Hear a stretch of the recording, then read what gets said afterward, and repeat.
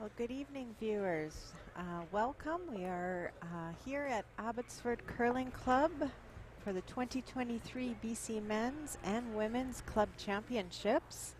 And tonight's broadcast has us featuring the C semifinal, Steve Wright team from Kelowna Curling Club versus the Aaron Watson team from Chilliwack Curling Club.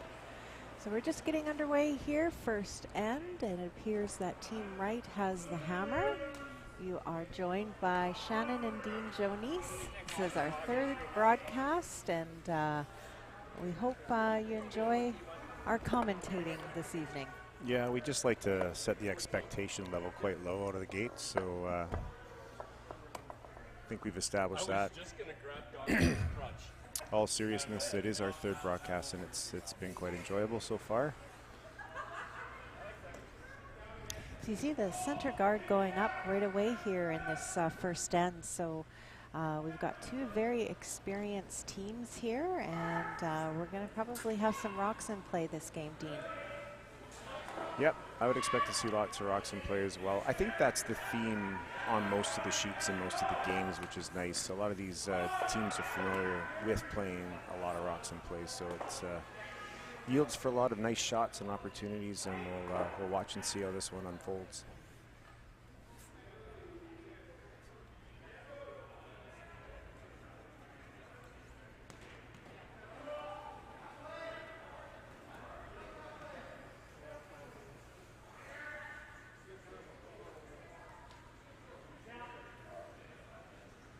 Team Watson choosing to attempt the removal of this stone. That's always an interesting choice when that first rock of the team with the hammer comes deep. What do? Do you draw around the center and ignore that? Do you hit it? They can see almost all of this rock, so they've chosen to go after the rock. Yeah, those back 12 rocks can be sneaky, especially when you don't have hammer. Strategically, I recall there was a really good team that actually used to call that back 12 come around, hoping to lure their opposition into playing a come around, and often they would manufacture a 2 or 3 ender. So Aaron's playing this one pretty cool here and just wanted to remove that one, and now Team Wright is going to try to draw another one behind that center. I'm sure you weren't referring to one of my teams, Shannon, but that was something we would do on purpose as well back in the day when there was the 3-rock rule. Who's the good team you're referring to? That was called a Don Walchuk specialty. Ah, very nice. Team Martin back in the day. That was... Don Bartlett specialty? Sorry, Don Bartlett. Yes, he was the lead. Don Bartlett specialty. Both Dons did curl with Kevin Martin over the years. Some great teams. Talk about just to go to a Kevin Martin there, there's a gentleman that loved to run the rocks up and down the sheet, and once the free guard zone commenced, it stopped some of that rock removal and keeping it clean. He reinvented his game, and that was kind of the start of it all for all of us curlers as that transcended to the club level. So obviously that rock in the free guard zone is able to be hit by the team whose color that is. So you saw Team Watson promote their guard onto the rock in the house. If it was the opposing color, then that isn't allowed until the 6th stone of the end. It is provided they keep it in play.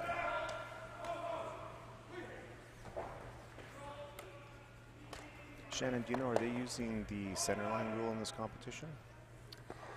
Maybe a question for maybe Lindsay or someone. Yeah, I'm pretty sure they aren't using it. I think that was only for the men's and women's championships, but I think any other championship was not utilizing that rule. So I think it's a pretty cool rule, and perhaps we'll see that come forth into these other events in the very near future.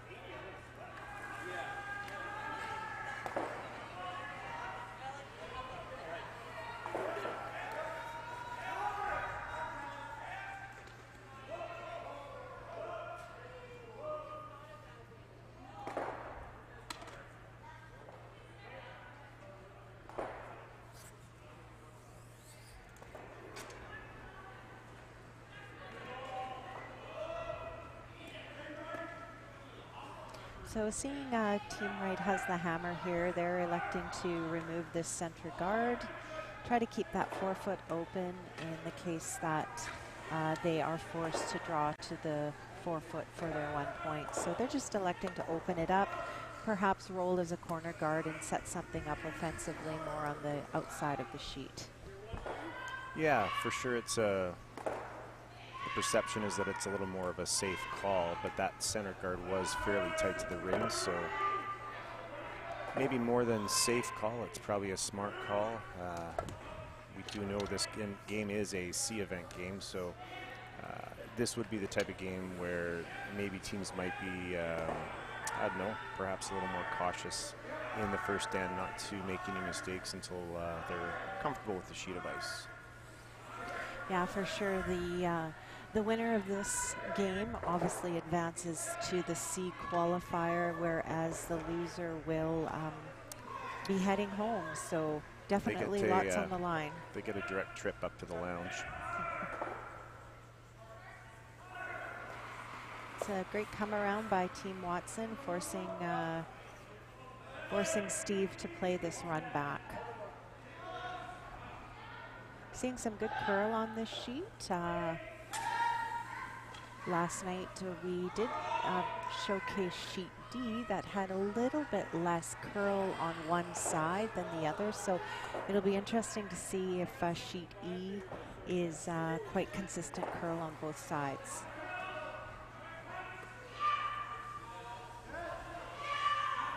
You know, it's interesting, Shannon, when you look at the draw, it's always a surprise to see a handful of teams that have worked their way down into the C event, but that's what you get when you get a fairly strong and fairly even field, which I feel that is what's occurred here in this event. You just don't expect to see these two teams in the C.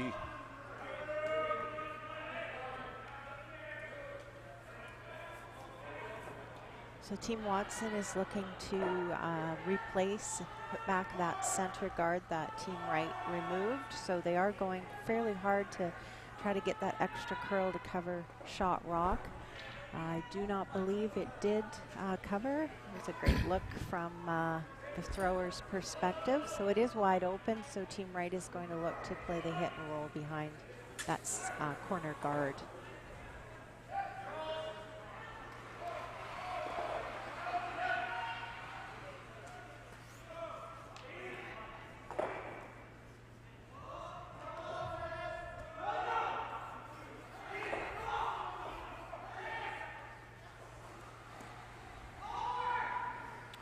Nice they stuck around there, otherwise Team Watson would have had a real nice opportunity to go around that hybrid center guard, but instead they're basically forced to make a play on this. They're going to really want to make sure that they stick around as well, so they don't give another opportunity to the right team.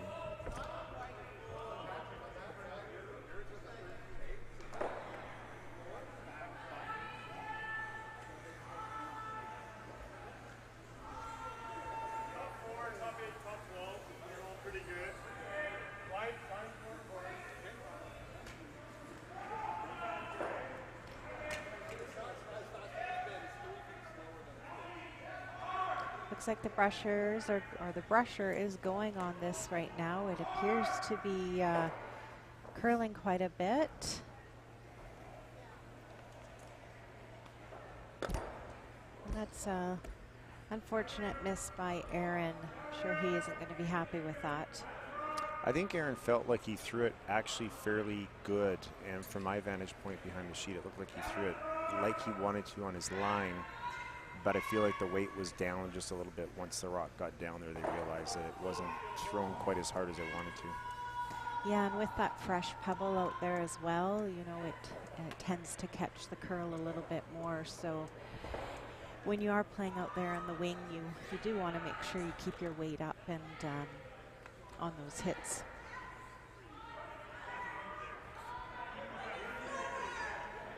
So advantage to Team Wright. They're going to be looking to come around that center guard or hybrid center guard anyway. Ideally buried and really put the pressure on Team Watson. Get a good read on this one, Shannon. Steve Wright cut the broom in half on that, so we'll see. They had ice all the way out at the edge of the 12-foot. We'll see how this maneuvers in.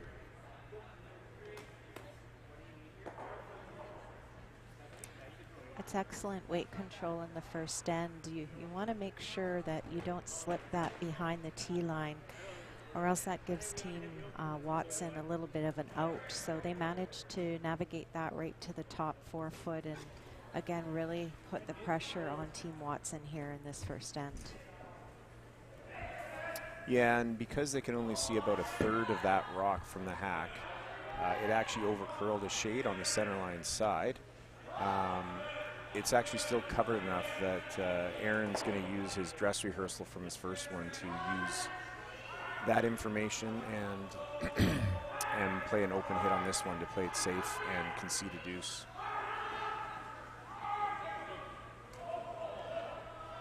I think this is the right call. I mean, you could freeze down to it, but you're also giving them an opportunity for a deuce. So I think this is the easier shot for Aaron, and they'll look to, wow, that actually was a pretty good roll. So he's actually shrunk the scoring zone down a little bit for Steve. So Steve's now going to either draw, if he can, get second shot, or he may actually play a takeout on that rock that Aaron just threw.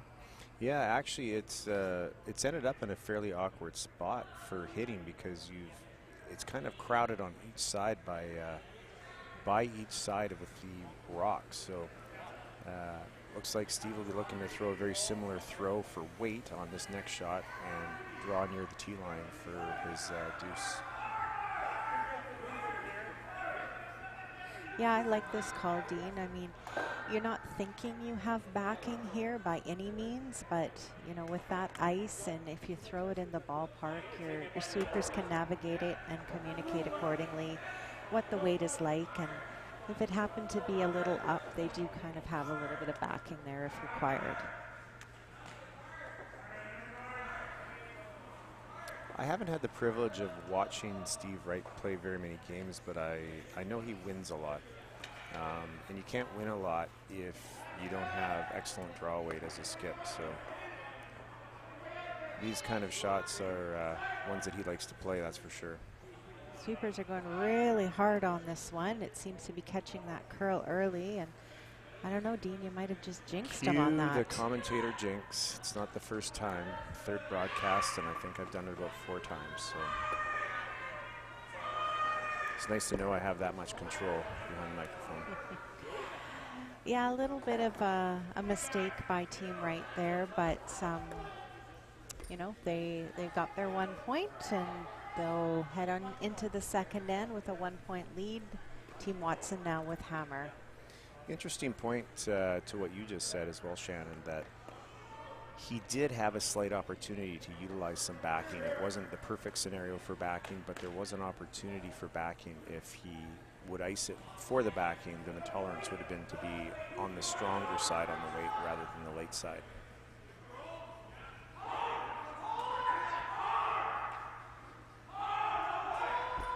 So throwing lead stone here for Team Wright is Jeff McIntyre.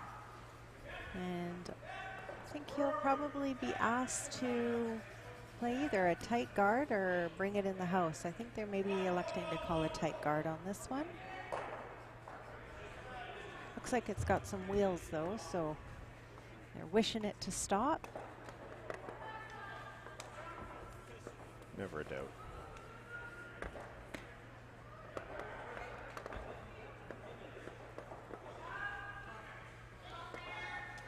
These tight guards, Shannon, they're the tough ones to get around. You really need to have perfect draw weight.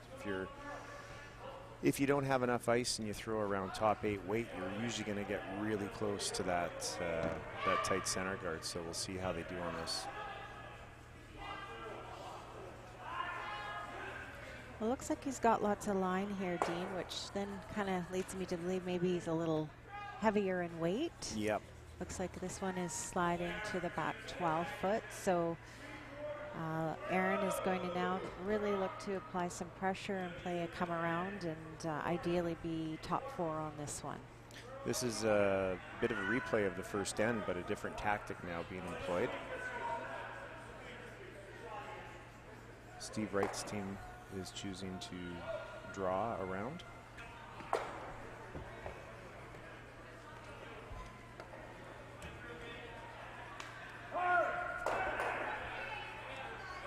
Going really hard on this one. Oh, had to put the landing gear down partway through there. look at him. Little stumble, but just gets right back up and keeps sweeping.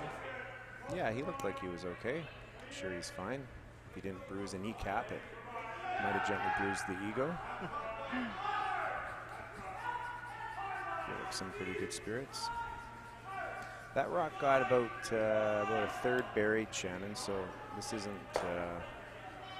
necessarily. Are they playing a hit here? I can't quite tell. No, I think actually he motioned for the draw, Dean, open side. Very nice, I like that. I like open side or even a corner guard here.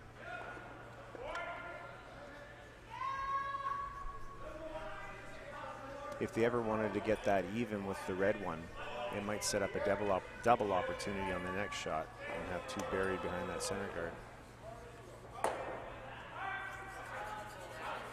So Bob did make an adjustment in his weight. Obviously he came a little bit deep on his first come around and was asked to come in the house, but as you mentioned, Dean, a corner guard isn't the end of the world there, so he came up a little bit short, but definitely a usable stone that might come into play at some point in this end.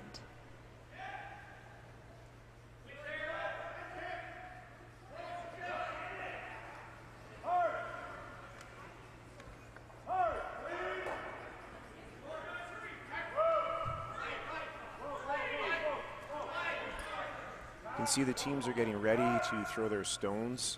They keeping things moving. As you can see in the background here, both teams are on the time clocks. They start with 30 minutes each, 2 90-minute timeouts.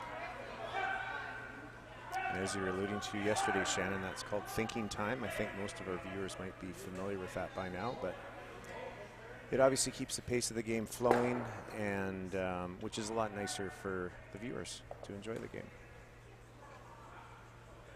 Yeah, we've had a few games come down right to the wire with the clock ticking and only seconds left. So it's really important to manage your time throughout the game, and usually teams like to have a little bit more time left in the second half, because that's when, you know, more rocks are in play and you're jockeying for position more so.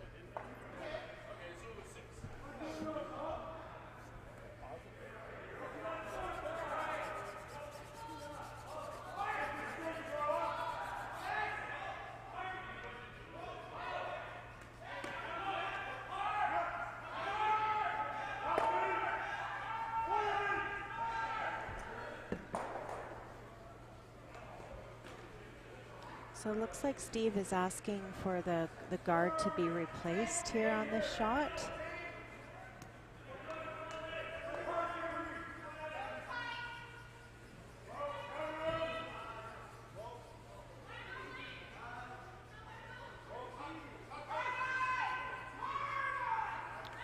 This actually might be a bit of a break for the Watson team. They're going to look to make a double on this shot, roll to a corner guard, and free up the other corner guard, which would give them lots of offensive opportunity here. So we'll see if they're able to execute this shot.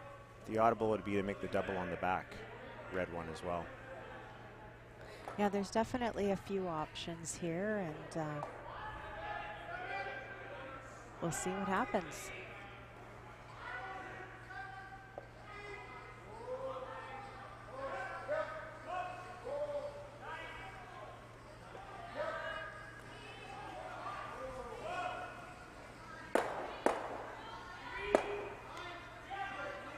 Moved a few things around. The one nice thing for Team Watson on that shot is, even though they removed their own rock at the back, that red stone is one rock higher now and is not in as threatening a position. It's up in the 12-foot now, Shannon. Yeah, and they still have control of that control zone with their two yellow stones out front. So, you know, not a horrible situation for Team Watson. Team Wright's going to look to put some pressure here on them and come around top 4 on this.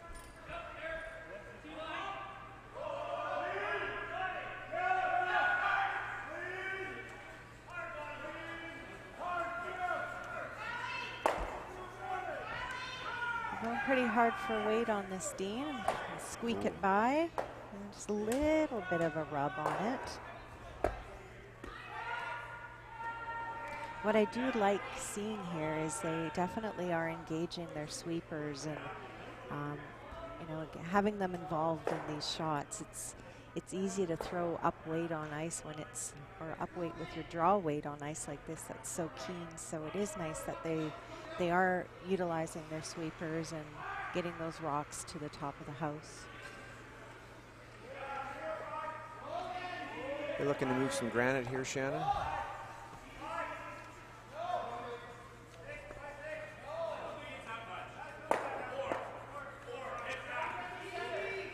And there that corner guard is pushed into the rings, so. I'm not sure if that's exactly what they were trying to play. It's not a great result, but it's not a terrible result. But I think they were trying to make contact with some of those red stones in play there. So that's getting a little bit busy over there, and it's looking pretty good this end for red. Yeah, one thing about promoting that yellow stone into the house is it has forced Steve to hit it. I mean, he doesn't necessarily have to hit it, but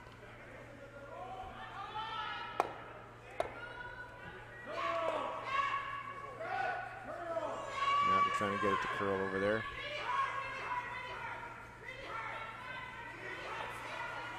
Touches it, but not enough to remove it.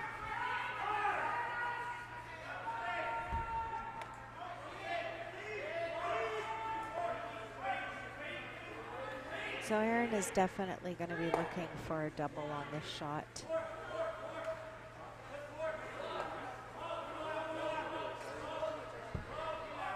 This is one of those shots where you'd like to make the double, but you'd also like to stick your shooter. You'd like to have your rock in a usable position and not perhaps roll away.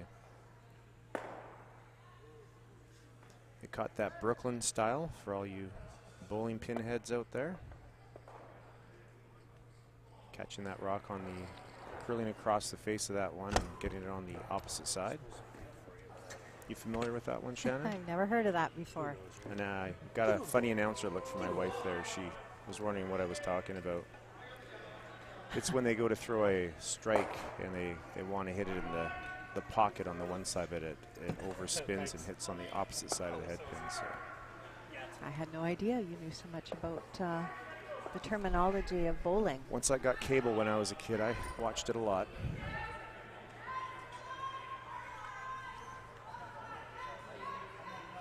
All right, so I see Steve's going to attempt a hit and roll here off of this yellow stone that's biting the 12-foot.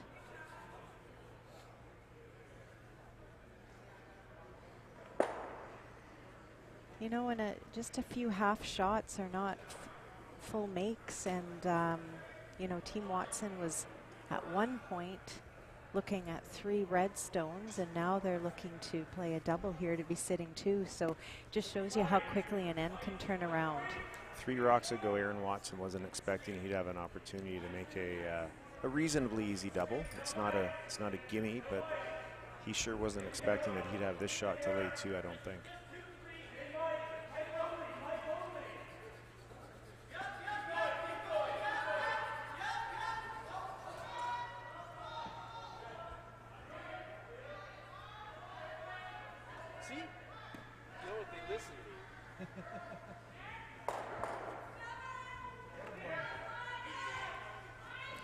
Like they picked this one up right out of the hand, but now they're looking to make it curl here to try to get contact with that double, and just misses it. But pretty key for him still to stick his shooter and force Steve to hit that and roll into the rings, so Aaron doesn't have a chance for his deuce here in this second end. Yeah, it's kind of key here. I don't know if they talked about it or not, but a nose hit might not be enough to be second shot here. If he was able to roll about a foot, that'd be fantastic, because it would probably leave no shot for two for Aaron Watson based on the angles the rocks would be at. See if he gets an inside roll here, and if he ends up leaving the double. Looks like they're sweeping it hard, so might have a big roll here. And try to get as much separation out of those two so Aaron doesn't have a chance at a double. So looks like mission accomplished here for Team Wright, and we'll be forcing Aaron to hit and stick for his 1 point. Aaron does have an option here to go for a lightweight double, but the percentage of making that and sitting for your 2 points is quite low. I'd probably give that around 10 to 20% for even world-class curlers. It's a tough shot. So that being said, he's going to take his 1 point here and make sure they're tied up going into the third end.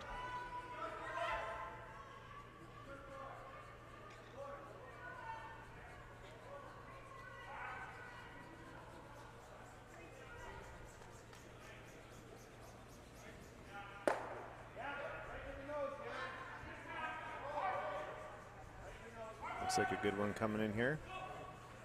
Yeah, no mistake made by Aaron Watson. Hits and sticks for his 1 point. So we have a tie game here, folks. 1-1 after 2 ends of play, heading into the third. We actually have some exciting games out here this evening. We've got the Women's A qualifier happening. Team Shantz is playing Team Sandwith Craig. And currently, Team Shantz is up 2-0. We also have the B qualifier happening on the men's side. Team Johnson is playing Team Guinard, and that's a close one right now as well. Team Johnson is winning 1-0. Clearly a runaway on that sheet. We got another C qualifier on the men, or C semi on the men's side. So the winner of this game will play the winner of Team Frizz versus Team Kumladi. Again, we're only in the third end, and they are one up. Team Frizz is 1 up in that game. The last game here on sheet F is the women's B semi-final happening with Team Hannah versus Team Sawyer. And again, that's a 1-0 game at this point, with Team Hannah being 1 up.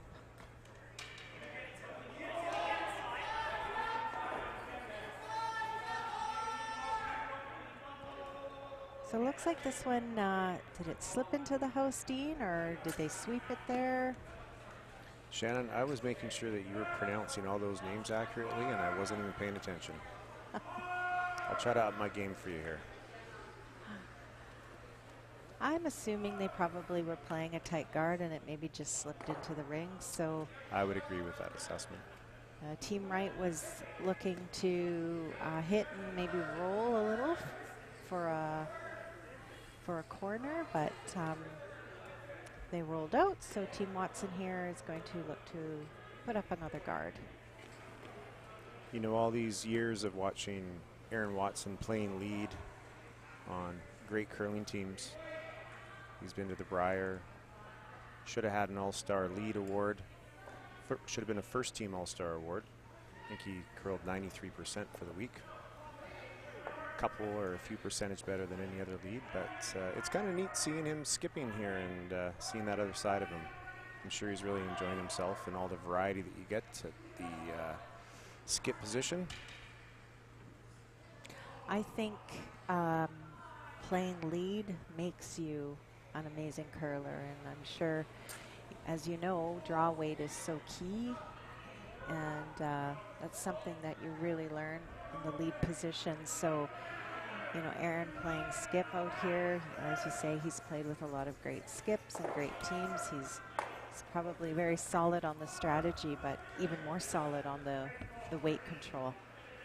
Yeah, if anyone's sort of new to the sport, or even if they're not new to the sport, and you find that your feel for draw weight, your feel for weight control on that soft part of the game isn't quite there, playing lead really is the best thing that you can do. And if you have good practice techniques, you can accelerate your ability to make shots, because weight control, speed control, the distance the rock travels, and knowing how far you're throwing it for a draw shot, it's the most important element that's foundational to all other aspects of the game. So playing that lead position is massive for a lot of curlers.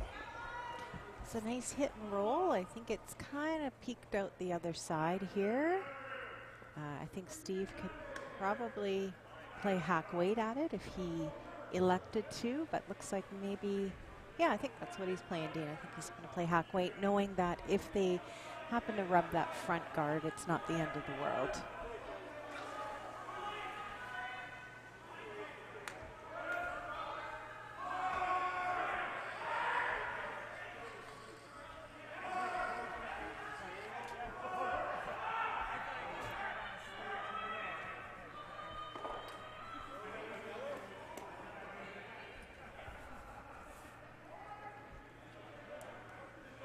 Team Watson, an opportunity to replace that guard, maybe get it into a more in line, covering most of that rock.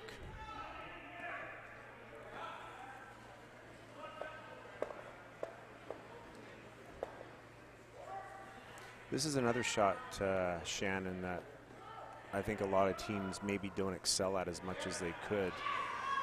The good old-fashioned guard to cover up a stone in the house is not often executed perfectly. It's not an easy shot.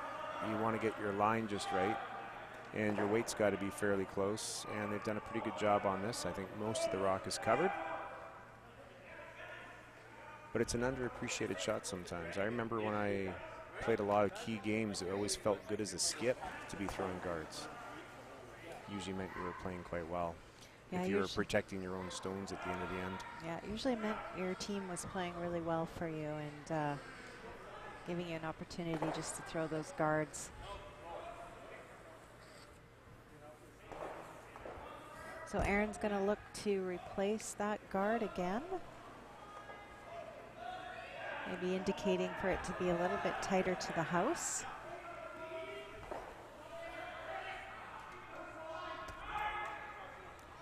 Shout out to Kent and Della Bird and all their great volunteers here at Abbotsford Curling Club.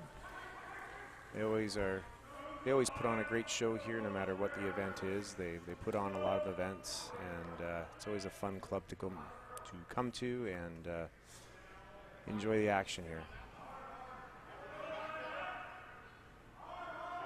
Yeah, Abbotsford is no stranger to hosting events, that's for sure.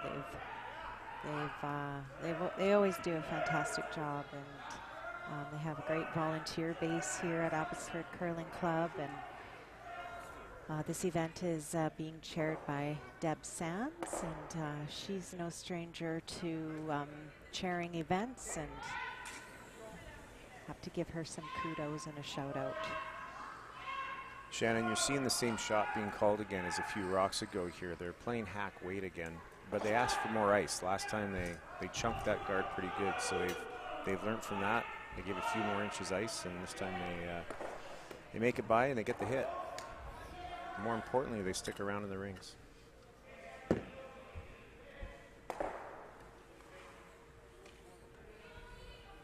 I think that's something when you watch the top level curlers on TV, they generally do it quite effortlessly, as they learn from the little mistakes they make, and they make the adjustments moving forward.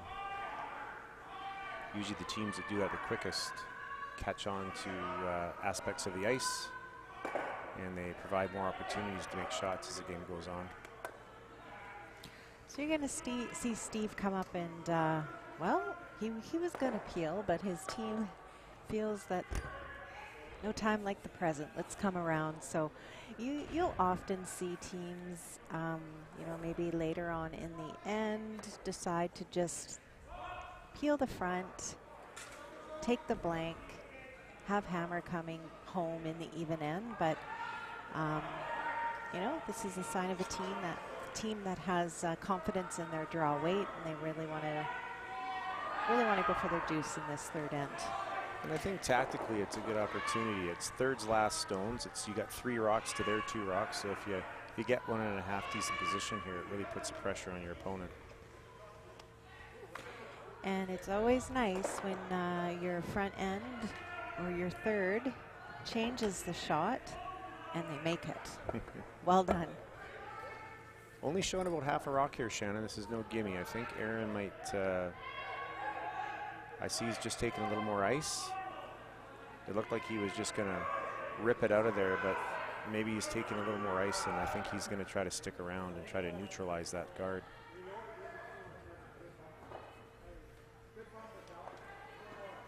He's indicating good bumper weight.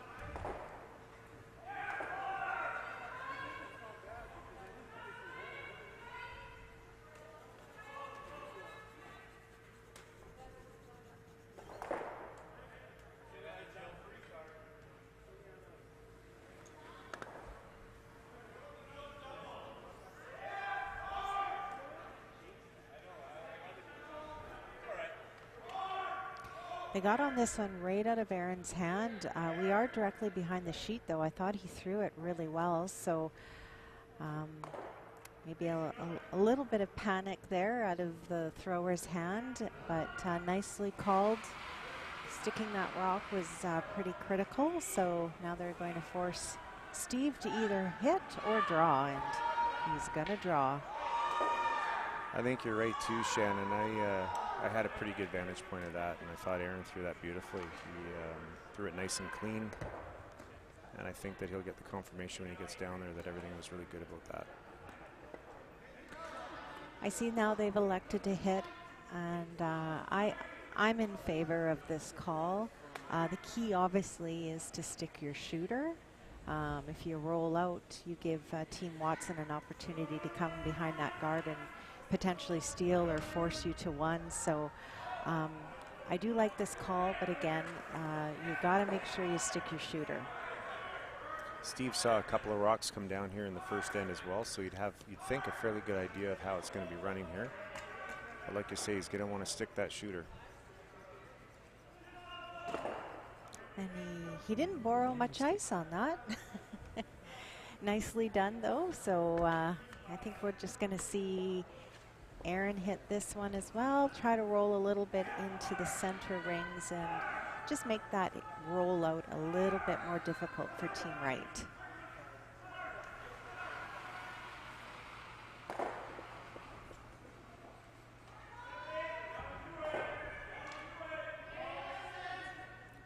Aaron had a shot on his last rock very similar to this in the first end, and he rolled almost to the center line. Let's see if he can duplicate that.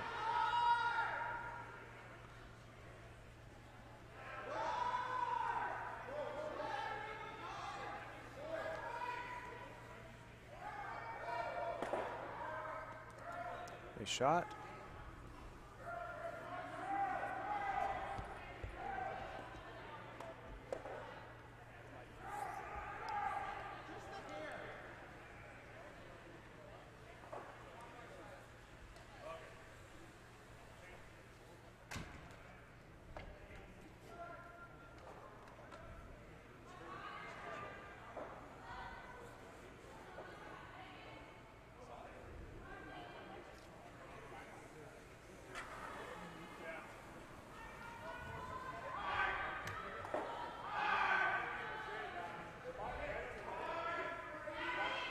They got to go hard for a piece on this one, Dean. Ooh, a little bit of a unforced error there on Steve's end there, and overcurled that hit and roll out, which has resulted in a steal for Team Watson. I apologize, I actually forgot to update the other C semi-final happening. We have Team Gomes versus Team Wanzan, and they are currently playing the third end. Team Gomes is one up without.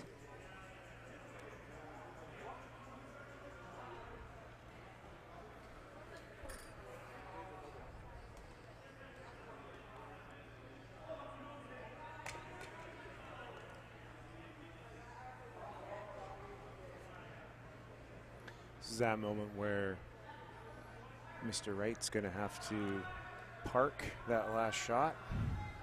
Let that go, Shannon. Yeah, it's not always easy to do. It's what separates good skips from maybe not as good as skips, is just being able to park it, dump it, it's done, move on, reset. I'm sure Steve, with the experience that he has, he'll have no problem doing that. Are you suggesting, Shannon, that he's used to missing shots and recovering? Well, you know, he's probably curled a lot of games in his day, and I'm sure that's not the first hit and roll out he's missed. I'm just making an assumption. No, he's pretty solid between the ears. I've always said that too. You've heard me say it many times that this game is disguised as being played on ice. It's really what goes on between the ears is what really makes the difference out there. Doesn't mean you have to be perfect the whole time, but you need to be able to manage it.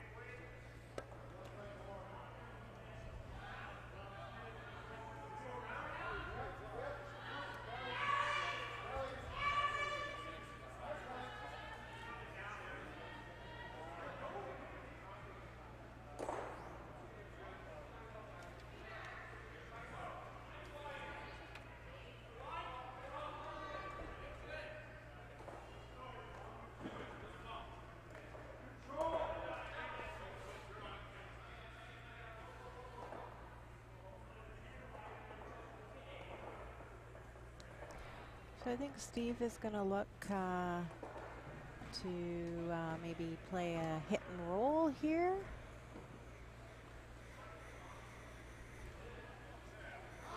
Try to roll behind that corner guard. Or roll in front of the yellow. Or roll past the yellow. You nailed it, Shannon.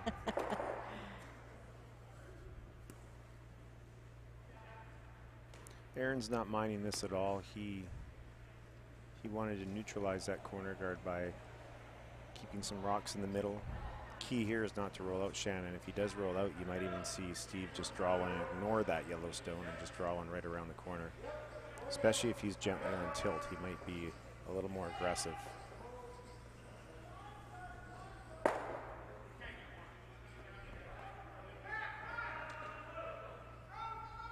Love to see them freeze one into that little pocket there, Shannon. This is a nice call if you make it. And even if they don't make the roll perfectly, Shannon, if you hit and roll over there, your opponent might leave you another hit and roll after that. Lots of offensive opportunities to come. I like the way Steve's being nice and patient here. Yeah, as you say, even if they don't make the perfect roll, at least rolling that rock over to that side of the house, getting it just that little bit much closer to that corner guard, you might eventually get that perfect roll behind. So we did see a nose here, so we're going to see Aaron look to remove this. As you've mentioned before, Shannon, sometimes that corner card goes up and then it's not utilized. And obviously that's the objective for Team Wright, is to use that corner guard, and Team Watson is going to try to avoid that being an opportunity. Nice hit and stick there.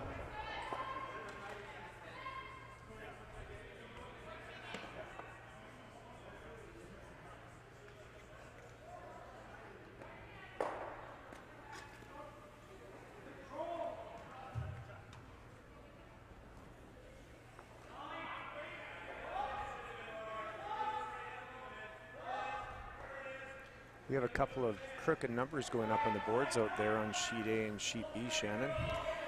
We sure do. I see the third end seem to be big ends on the B qualifier of the men's side. Team Guinard has scored 4 in the third end to go up 4-1 on Team Johnston. And on the ladies' side, Team Shantz scored 3 in the third end, and they now lead by a score of 5-2 over Team Sandwith Craig.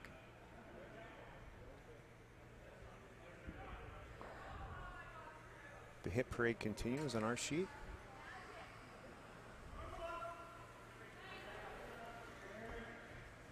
Team's making some accurate hits on these rocks over here.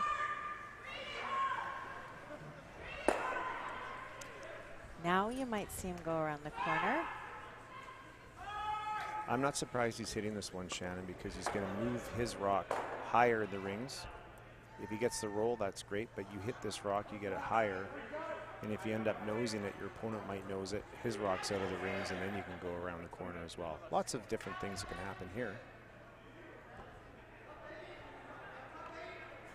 Yeah, I believe this is Gary's first rock of the end, so 3 more red stones to come, I believe, after this.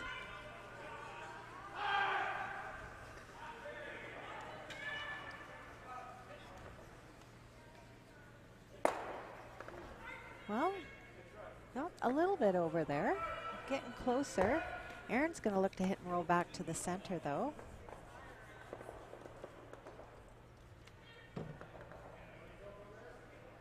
Aaron's fully aware of the power that these 2 corner guards have, though, so they know they don't want to roll out of play on this one. As we get closer and closer to Skip's rocks, we get into that Skip's deuce time frame, Shannon. Yep. And cue the opportunity. Gonna finally see that corner guard come into play. It took patience and it took a lot of back and forth hits, but that rollout now gives Team Wright the opportunity to come around that corner guard they threw earlier in the end.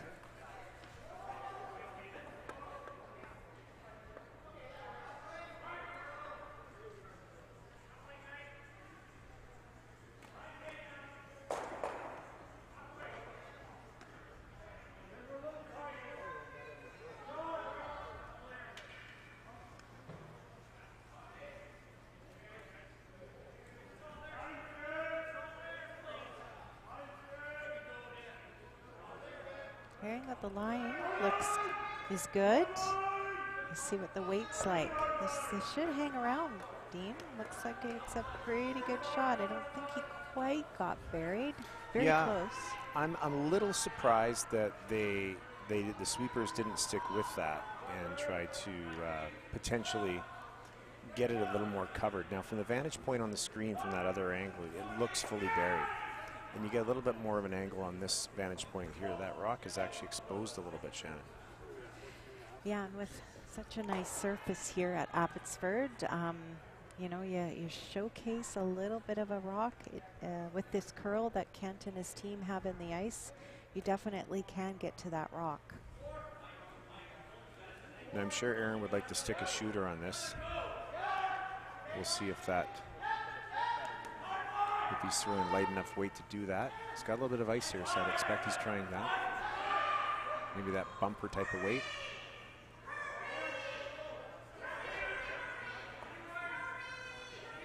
I haven't seen Aaron throw so many hits before.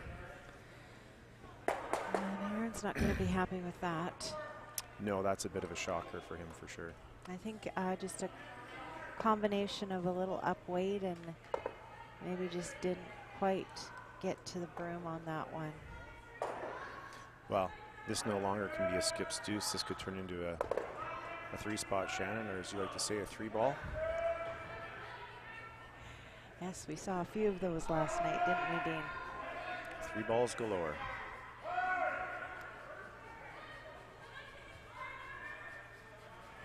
So, is the call to come around that corner? I think that's what he's playing, okay? I believe so. The comfort in that, too, is that if the come around is made nicely, the run back's not that great of an option because he's running back the same color stone.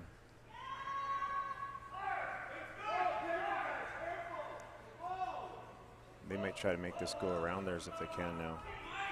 I think the sweepers maybe thought they needed to go on this one, and that wasn't the case, so they may have given Aaron an opportunity to get out of this end with a double. Yeah, I think you'll see Aaron throw some heat. I'm looking forward to this. I've never seen him throw heat before, so I think you'll be expecting something in the 8-second hog-to-hog time to be happening on this. That's my guess. What do you figure, Shannon? I think you're probably pretty accurate, Dean. I think you're going to see Aaron throw an 8.3. Okay, and we'll see how accurate he is with that 8.3.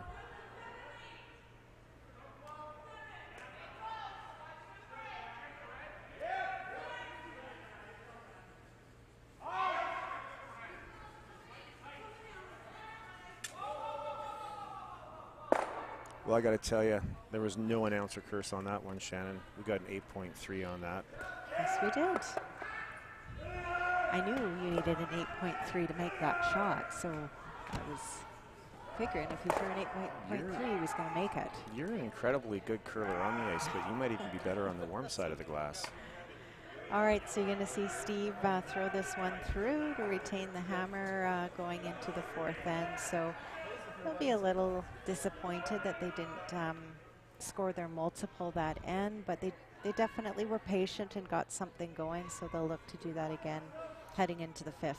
Yeah, and I think you're right, Shannon. I think the sweepers or the line call, something went a little off early on Steve's first rock. I think they could have got maybe a little bit more out of that, whether to try to draw it around that initial rock he had in there, or to try to make it curl more and to try to get it to go in front.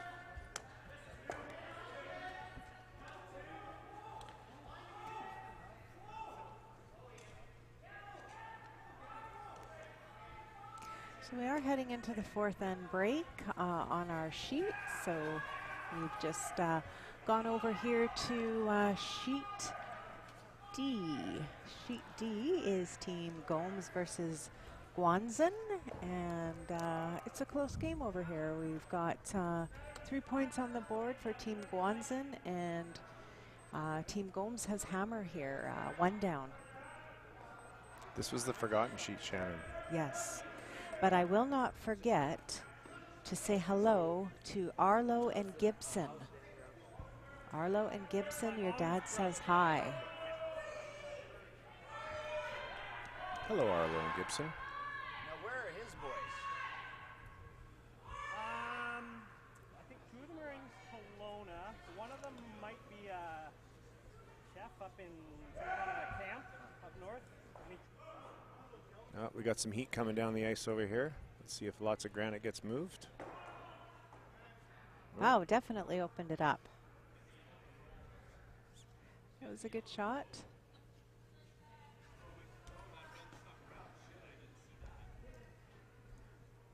Might see a double attempt or a hit and roll here, Shannon.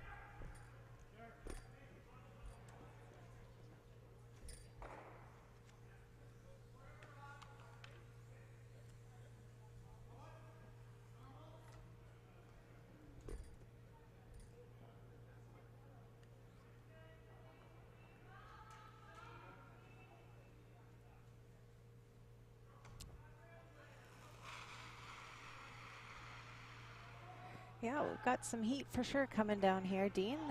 As you mentioned, attempting the double here. Sweeping it hard. Let the nose hit instead.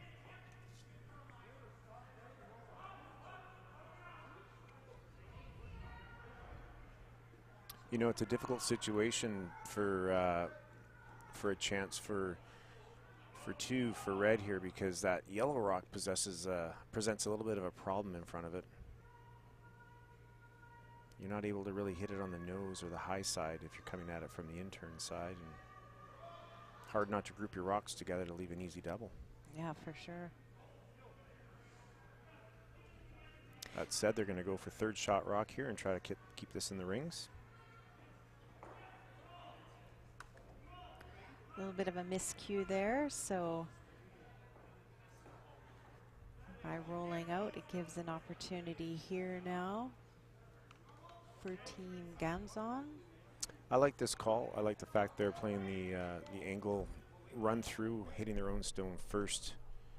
The difficulty of hitting they have a chance of sitting 2 on this one, Shannon, if they hit it in the right spot, but they wouldn't have much of a chance of sitting 2 if they went for the red rock. It's just covered by too much. Yeah, I like this shot, and I like it with like a control type of weight. looks like they're really going hard on this for the line. And unfortunately, just over curled it. Still remove the red rock, so primary mission accomplished. I'm sure they would have liked to have stuck it for 2, but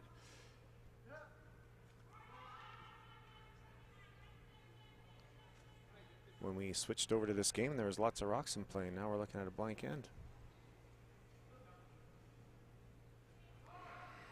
So obviously the winner of this game will move on to the C, one of the C qualifiers, and they will be playing the loser of the B qualifier game. So they'll be looking to play either Team Guinard or Team Johnston.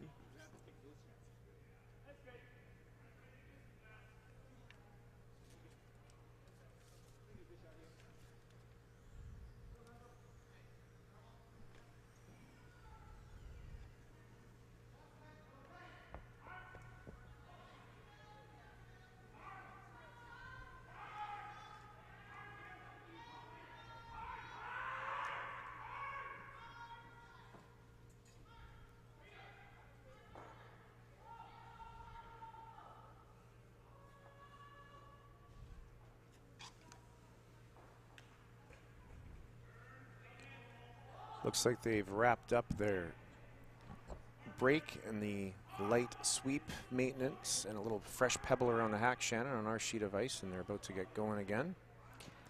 Oh wow, a little bit of a miscue there again, and you will see now an opportunity for Team Gomes to get there too. But we are now back on our sheet, so we will keep you updated. And actually, there are a few more rocks over there. So back here to our feature game, we're heading now into the 5th end, and Team Wright is 1 down with.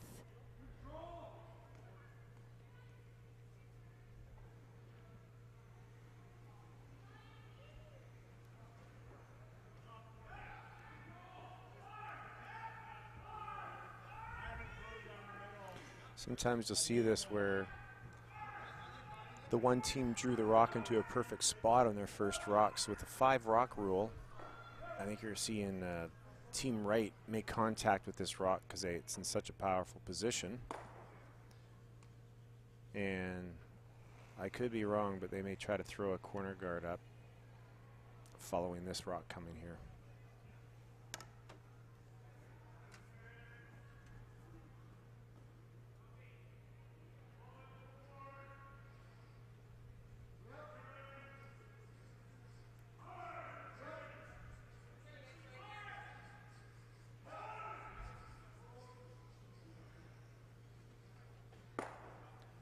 Nose hit. And we're going to hit. I guess so. I thought maybe Steve would throw the corner guard now that, you know, the play was kind of away from center line, but maybe Steve wants to blank this end and take Hammer back into the even end.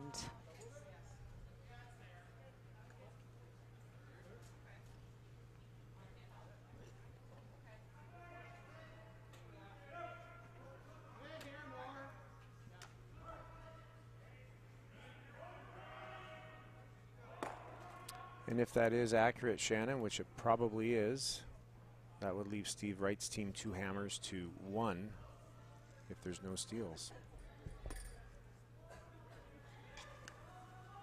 Just gives a little more power to the team that's down 1 point right now.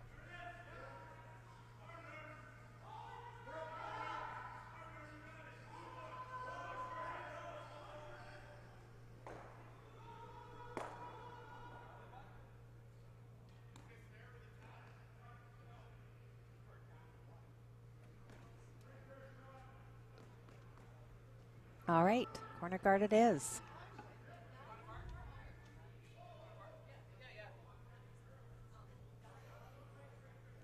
The interesting thing, Shannon, is now he's throwing a corner guard, but it's not protected. Whereas if he would have thrown the corner guard 2 stones ago, it still would have been in the 5 rock rule protection.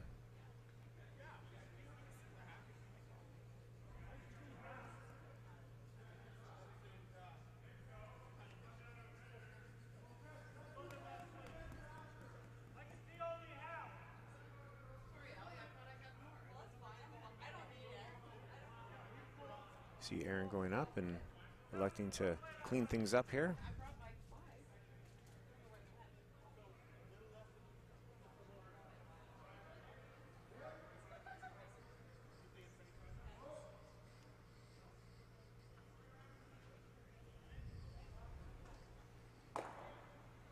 Those shots look fairly simple, but they always feel good when you execute them, Shannon, when you get those guards cleared right out of the way. Sometimes it's just a little bit deflating to your opponent when they're throwing guards and you're peeling them away, even psychologically. Absolutely.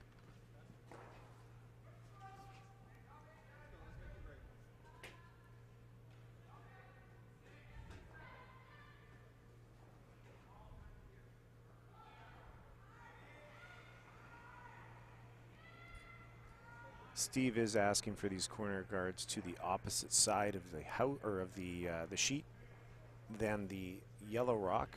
The reason he's doing that is that he's stopping the Watson team from hitting the rock onto the same angle to jam.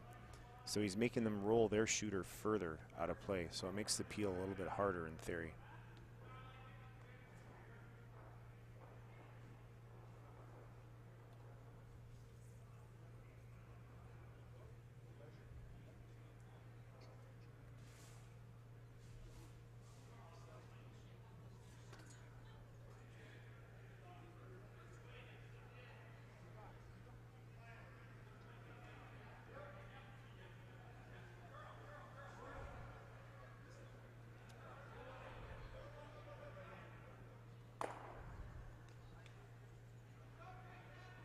No mistake there.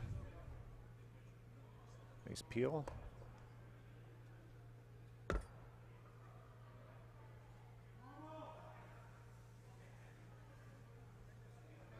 Steve may have been just throwing those corner guards as a hybrid decoy, just to waste a couple of rocks and then they'd get back into the rings and maybe hit this. And just in case the opponent made an error, you could go for your deuce.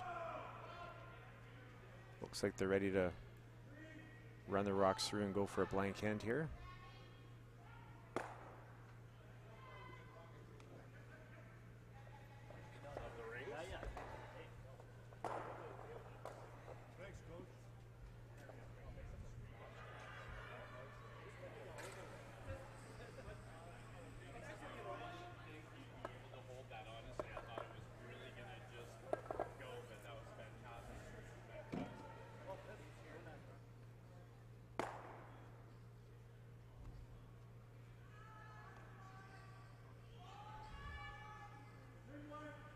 And just think, Shannon, this is the way curling used to be back in the day. Right. Hit, hit, hit.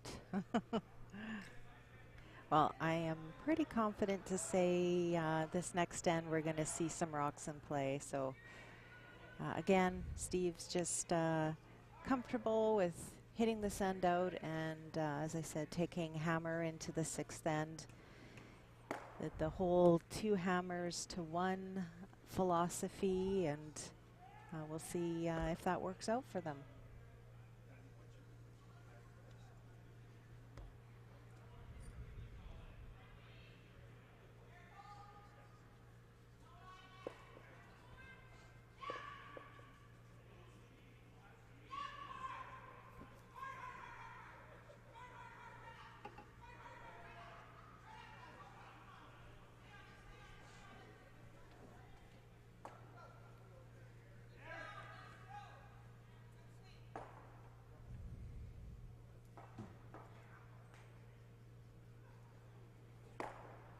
Just an update for you, Team Ganzon Team Gomes scored 1 in the 4th end, so it is now tied on that, on sheet D.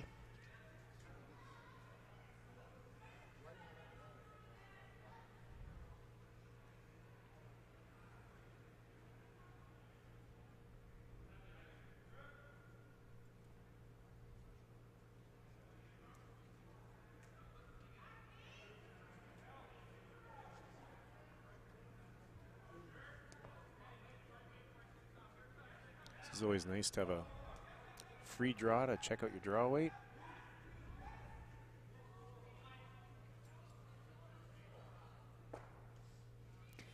Yeah, we've seen the ice hold up really good through 8 ends. Very consistent speed.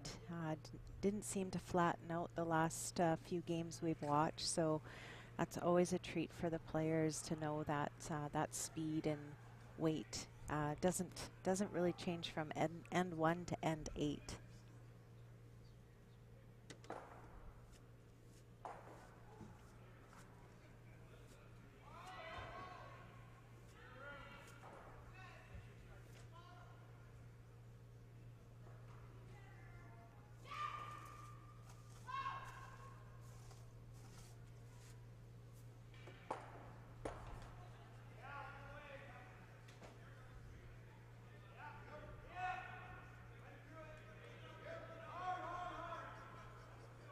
This is that spot that's been curling a lot. Curled a lot, but they were still able to hold the line. Nice throw.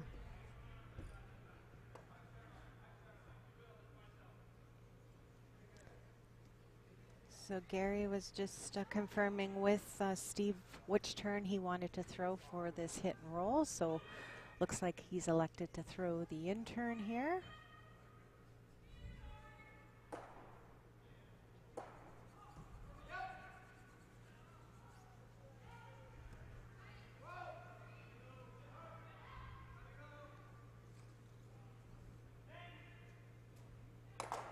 And no mistake made. A nice blank by Team Wright, resulting in a blank end and Team Wright taking hammer into the 6th end.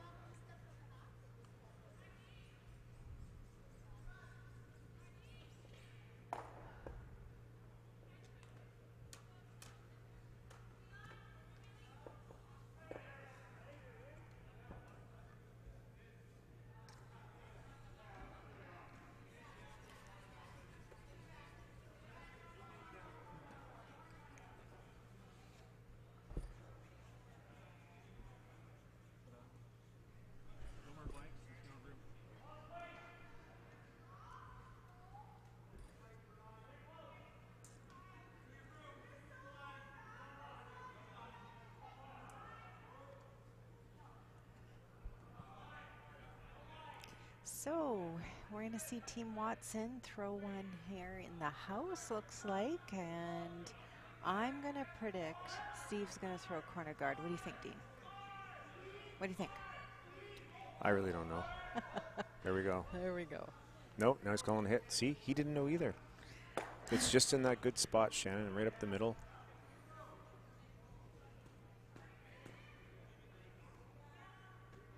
I think this is the appropriate call based on what you were saying with the wanting to have the hammer in the even ends. This is the end that you want to make your move.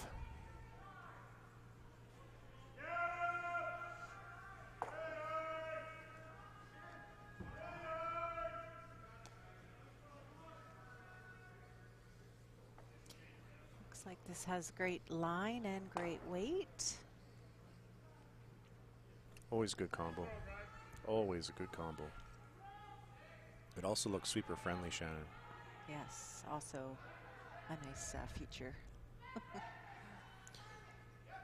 My good old friend David Nantes, we curled many years together, and he coined the phrase, or he coined the acronym with me. We just need a little more SF out there, Dino, just a little more SF. I'm like, what is SF? Sweeper friendly? Sweeper friendly. Ah, yeah. We were sweeping too hard.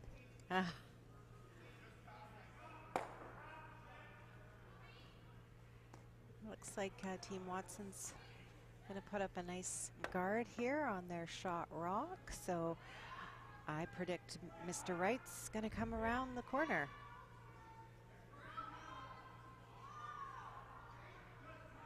My predictions aren't that good, though. So it looks like he's playing a little, tick of that top yellow rock, roll it over to the side, and roll his shooter over to the corner as well. Just kind of open up the house, open up shot rock, kind of play more over to the corner. You know, Shannon, we may have finally found something you're not great at. Shocking.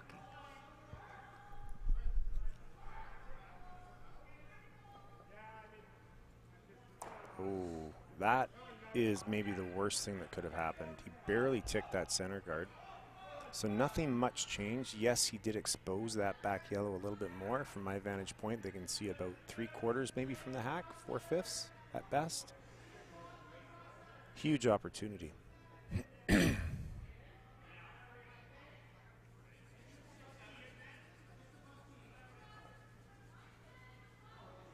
If Team Watson can get a steal of 1 or hold Wright to scoring 1, he'll be very pleased with that this end.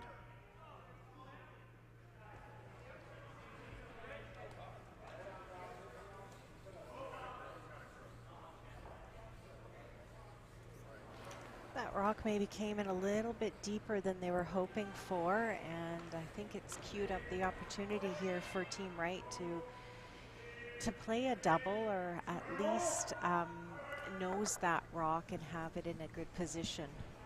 Yeah, so far both teams have been giving each other opportunities. Really, whoever capitalizes on these opportunities in the next 2.5 ends is going to be the team that's probably going to come out on top.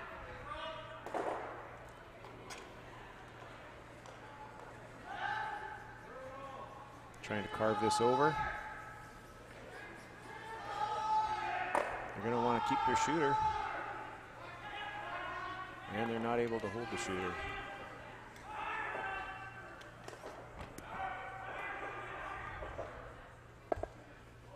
Yeah, it was pretty important to keep your shooter around in that situation. You know, this is now another opportunity for Team Watson to throw a guard up and continue to apply the pressure on Team Wright. So we'll see if the adjustment in the weight will be made here on this shot.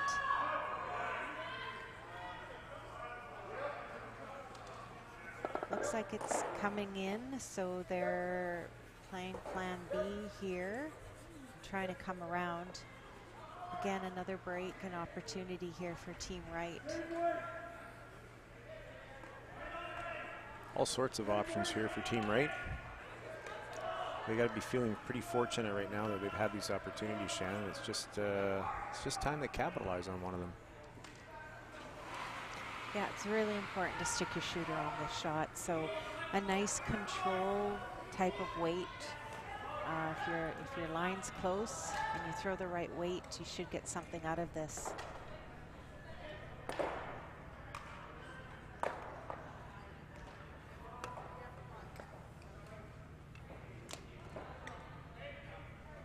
This is proving to be a very friendly end, Shannon.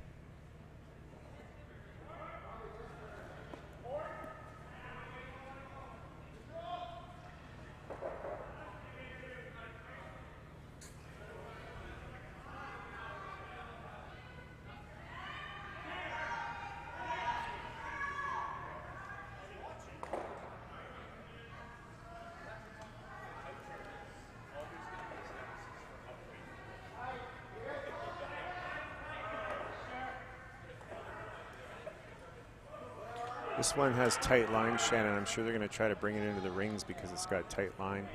Yeah, you heard Aaron say tight right out of the thrower's hands. So that outside sweeper got on it right away, trying to hold the line as best as he could. But with this great curl out here, it's pretty much impossible to keep anything straight. So again, another opportunity here for Team Wright.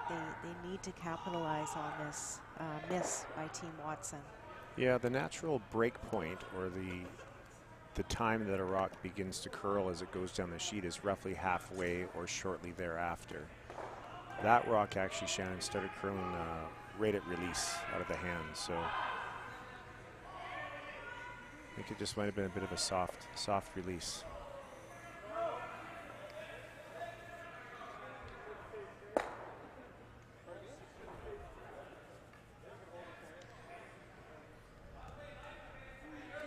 Well, it was really important for Team Wright to keep that rock in the house, or else it would have been given Team Watson an opportunity to draw behind that center guard. So forcing Team Watson to hit this, and again, it's important that they stick their shooter.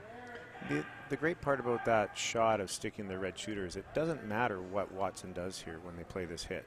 Team Wright's going to have an offensive shot on the next one. Even if they would have stuck that, even if they would have hit and rolled behind the center, that rock was behind the tee line and favoring Team Wright.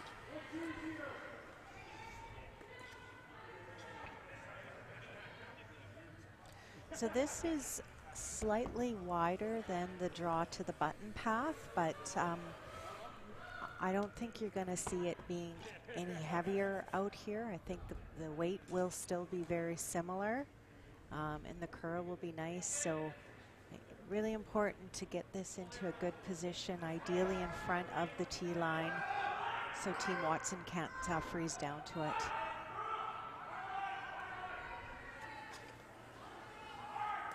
Yeah, it's definitely not light. You're right on the mark, Shannon. I think they might have thought it was going to be. Sometimes you think you just got to throw it that little bit more positive. Yeah, you know, you don't see any frost creeping in out here. Like the surface looks really nice from the 12-foot all the way across. So, but yeah, that's a common thing that you will see is a team thinking, oh, we're out here that much further. We need to just give it a little bit extra, but definitely not the case here on this ice here at Abbotsford Curling Club. So that's slipped quite deep. It is still nibbling the back 12, but it is buried. So Aaron is looking to come around that center guard, bury his rock, as well as trying to keep it above the tee line.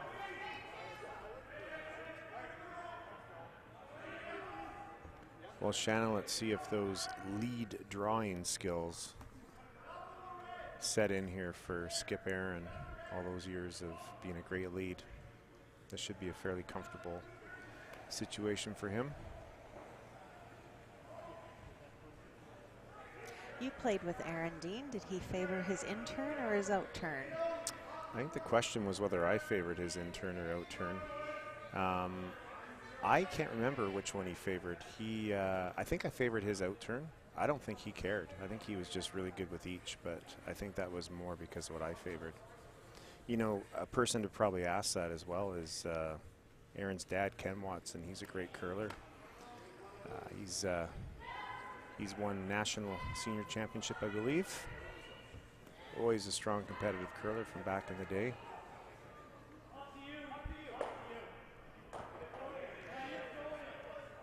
So Aaron didn't quite get the line he was looking for on this. This is giving Team Wright an opportunity to play hack weight hit and roll behind that center guard. So just slightly come across the face of this rock and roll into the center.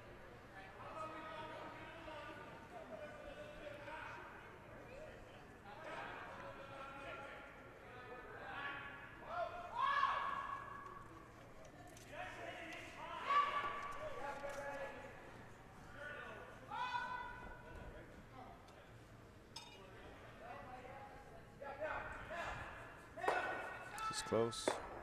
And he got a little bit of an inside flop. Actually, he's covered the majority of that rock from the hack, probably at least half the rock, Shannon.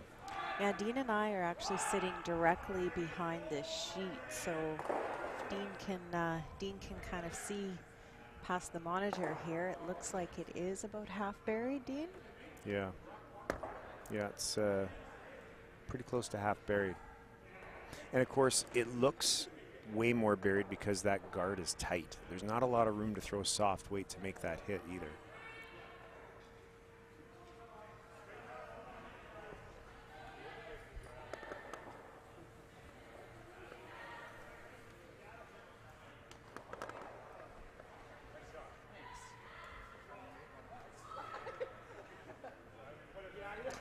So a little bit of meeting of the minds here to have a discussion on what shot they should play. It's there's no joy really in this for Aaron at the moment. Right now, Team Wright is laying 2 with hammer, and Aaron really needs to put this into a position to hopefully hold them to only scoring 1 or 2. It's going to be tough.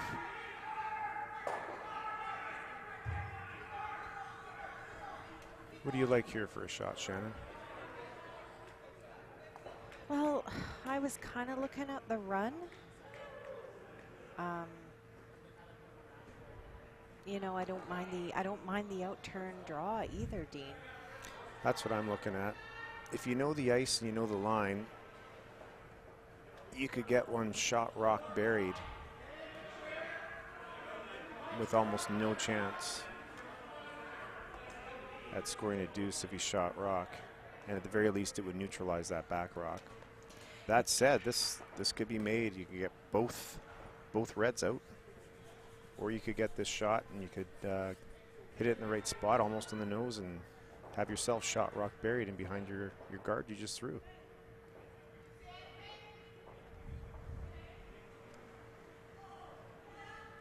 This is way more exciting than the blank end, Shannon. I like the weight Aaron's thrown on this. He hasn't like overthrown it or anything. His sweepers are engaged, and watch the back one. Wow, I don't think they were even looking at that. Well, it was so close to the nose bury. Yeah. Steve doesn't have a guaranteed deuce zone up here either. He's got to navigate by that back red one. I don't think he's in any harm if he jams of not getting shot rock, because he'll be throwing a controlled takeout weight here, I'm sure. Yeah, you know, Steve just threw down this path on his first one, so he knows what the gradual curl looks like. He's visualized it, he's seen it. I see him just throwing the similar weight and bringing his sweepers into this shot and getting his deuce here, so we'll see. Looking for a skips deuce here.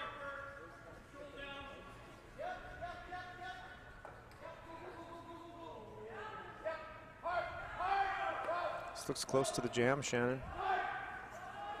It does. They're actually playing it the other way. That was a really, really good call by third Gary Brucker to make a decision halfway down the sheet based on the line. Obviously, the sweepers let him know the weight.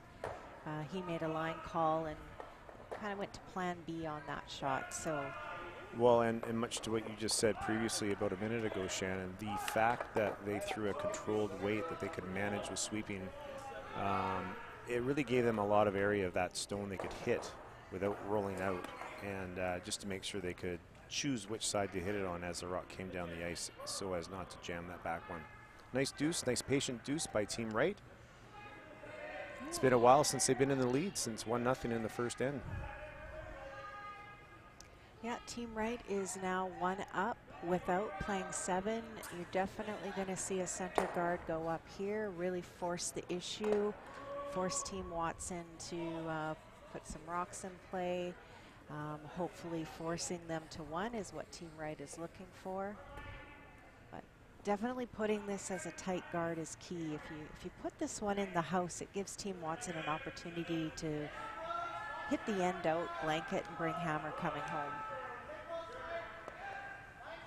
Oh, and that is in. And that's the beauty of the 5 rock rule, is they will have another opportunity to throw another guard, but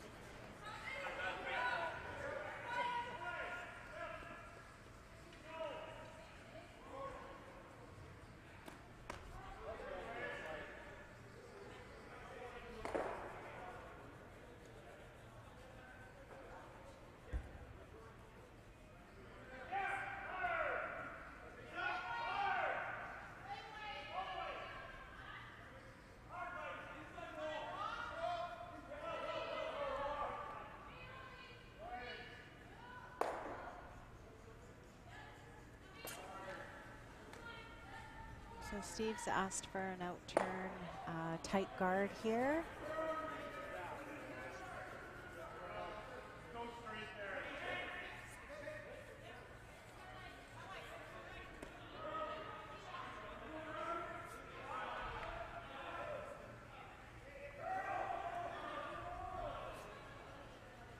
looks like this one is slipping into the house, so they are trying to sweep it over and get a corner buried.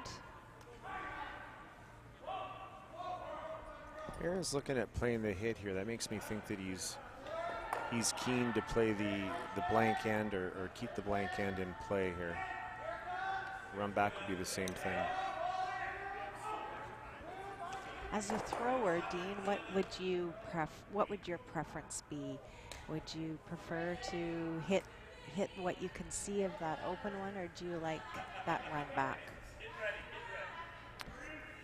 What I'd like to do is I'd like to throw, say, a hack weight here, Shannon, in case the tolerance on my shot would be to be iced on the tight side, and have our sweepers hold the line, and if not, we could chip off of that yellow one and split our 2 yellows into the rings.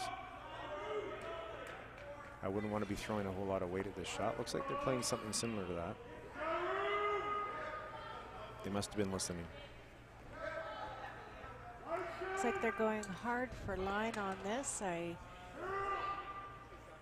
think they might do what you just had suggested, be a potential secondary option, which is great. We just waved our magic wand back here, and what do you know? That's why weight is so key on a shot like that. You know, just throw a nice, control, soft weight shot, and you're going to stick your rocks around in the house, even if you don't make plan A.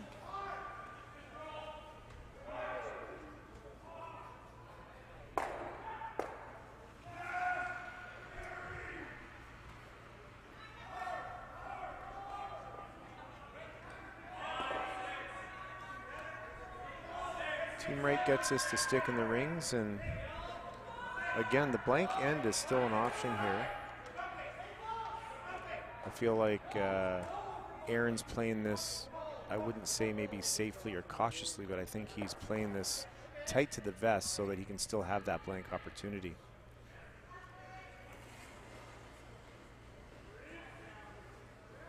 There's always an opportunity if you're really going for your multiple score here to play something soft on a draw type of shot to maybe tap that red one back a little bit, Shannon, or do something to that. Might have a double here. Jams it and rolls out. That's not what they wanted there. They wanted to keep their shooter in play on that one. This really tips the scale in the favor of Team Wright right now. Don't think Steve was ready for that result. I think it confused him. A little bit surprised.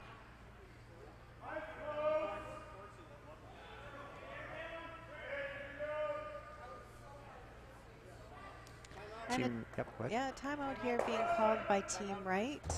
I think this is the first timeout called by this team. Each team gets 90 seconds, 2 90-second timeouts a game. And just an opportunity for the team to come together and just talk about what their end goal is here. What are they trying to get out of this end? Ideally, I think they're trying to force the issue, force the opposition into scoring one.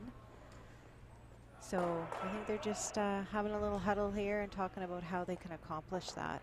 Well, that's a good point, Shannon, because they do have lots of rocks left. There's 10 more rocks to come this end. So lots can still happen. This is sort of that pivotal point where they decide if what they're content with happening. Yeah, it's interesting, actually, Dean. I thought we were deeper into this end than we are right now. So with knowing that there are so many rocks yet to come, I wouldn't be surprised if Team Wright throws a guard here.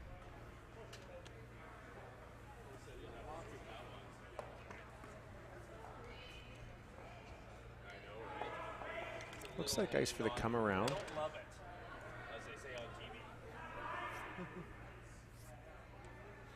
I'm not surprised they're not hitting, Shannon. That was sort of what you were alluding to.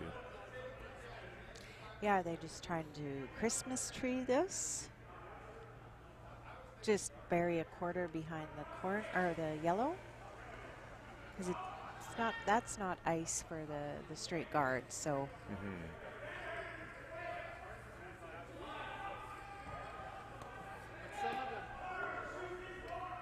Looks like they are just playing the come around the yellow. really going for weight on this one.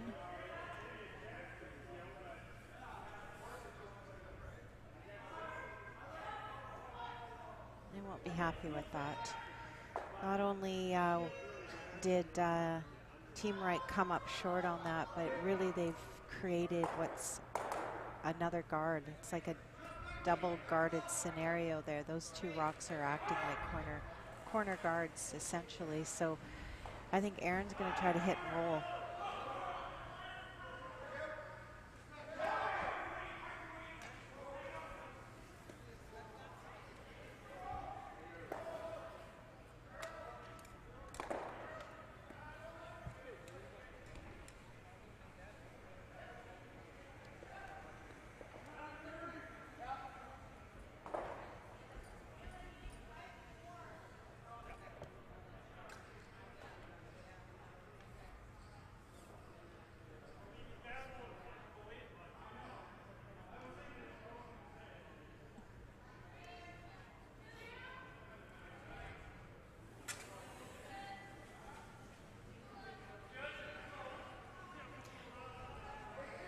Looks like a control weight hit and roll.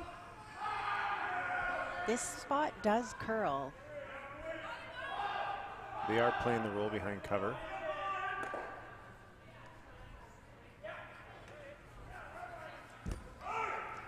So you might actually see Aaron hit and roll away again. Just get as much separation of those stones, and the further they kind of get away from the center there, the less chance Team Wright has to hit and roll behind that. So be a hit and roll to the side. And so far that yellow rock is providing protection for that top biter red rock. They would have to roll really wide in order to get an angle where they could play double on those red rocks.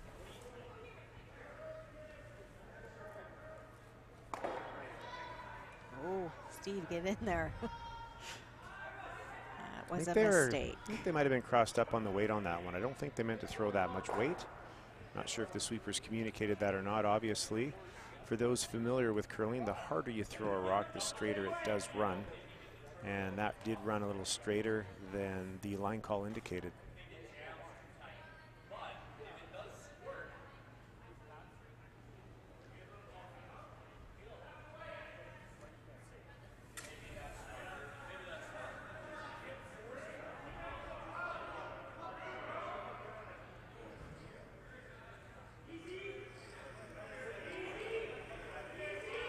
This has some curling to do. Looks like it's starting to catch the curl there.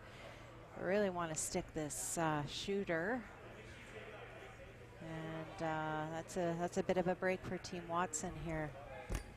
The blank is alive. Sure is.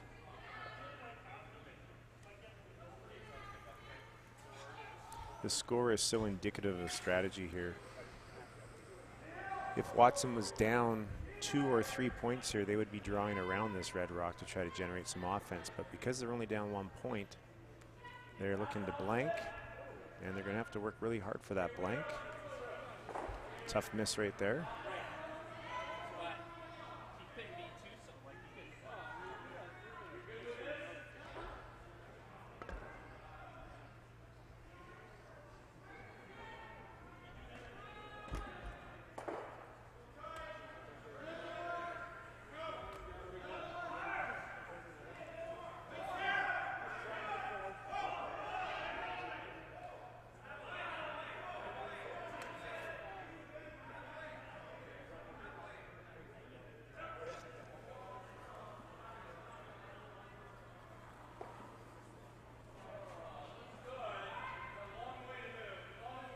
So Steve's just looking to split the house here and get as much separation as he can.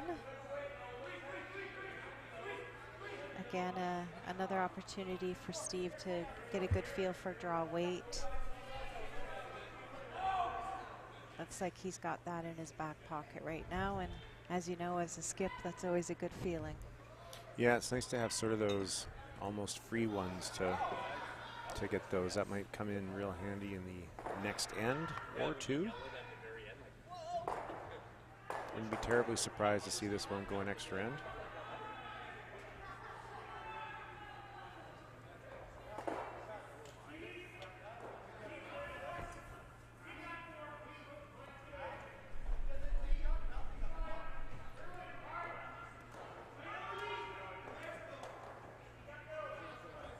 What Aaron's going to want to do on this shot is he's going to want to roll to a spot that gives him an opportunity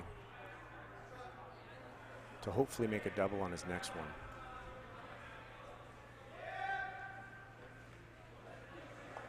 Just to position his rock in a spot that no matter where his opponent hits it, it'll hopefully give him a chance at a double. And potentially a roll out. Absolutely, that was a good shot by Aaron there. Looks like he is dead buried behind that top red one. So this is forcing Steve to play a come around and freeze, essentially freeze his rock right on top of Aaron's and say, take your one. Yeah, this is, if he does make this fairly close, he doesn't even have to be buried to force Aaron to a tough shot, because if he plays a run back double, he won't be scoring two. That rock is too far out from the rings, that top red one. So quite a few places this rock can be placed, and it can be a very prominent position that forces Aaron to try to get just one. This looks like it needs to curl a bit here, Dean. His weight looks pretty good, but they're just waiting for that line, so they're really going to try to finish this hard and get as much tucked as they can. I'm not sure who shot rock here. I almost think it might be yellow, but I'm going to go with red. I'm going to go with red. They managed to just tuck a piece of that, I think, but lots of rock available there for Team Watson to hit. Yeah, Watson's actually probably pretty happy to have this opportunity. If he hits a skinny half of a rock, about a third of a rock with hack weight, he has a great opportunity to score two here.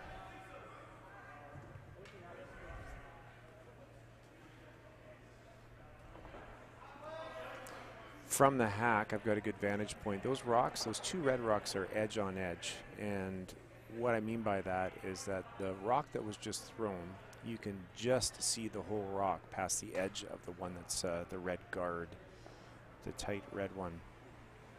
So there's not enough room to comfortably get by that top one to get roughly a nose hit for two. He's sort of forced to go and hit that one across the face, Shannon, and try to get his deuce the hard way. This has a huge premium on weight control here in order to get the deuce. This is a very, very high level difficulty. And looks like Team Watson has called a timeout. I guess they just want to really settle in on the shot, on the weight, where to put the broom. I don't really see another option for a shot. I don't think he can play that double and roll his shooter on. No, so there's no shot off that top rock for two. I know from the hack, this doesn't look like an easy shot, but there is enough separation between those two stones where if he does just hit half a rock, he should have no problem scoring his 2 points here. Yeah, that's exactly the point I was going to make, Shannon. You basically said exactly what I was thinking. The optics when you get down here at the other end aren't very good. It doesn't look as makeable from this vantage point. So really what Aaron's going to have to do is commit to what he thinks he can do as he sees it at that end, and lock that into his focus and simplify his focus, and not look at the impossibility of a shot, but certainly look at the possibility of it. This is just so important, the weight control on this shot and the communication of the sweepers to the line caller. If it's a little up or if it's a little down, it can really change the way you sweep that rock. So Right out of Aaron's hand, the sweeper should relay to the person in the house what the weight is, and then they can make a decision based on that, how to sweep the rock. Yeah, the line callers on this shot, they really are calling the line based on what the perception of the speed the rock's traveling at. So, and what that means is, just like you said, Shannon, it really has a big indication on how much it's going to curl. So you need to get that clarification.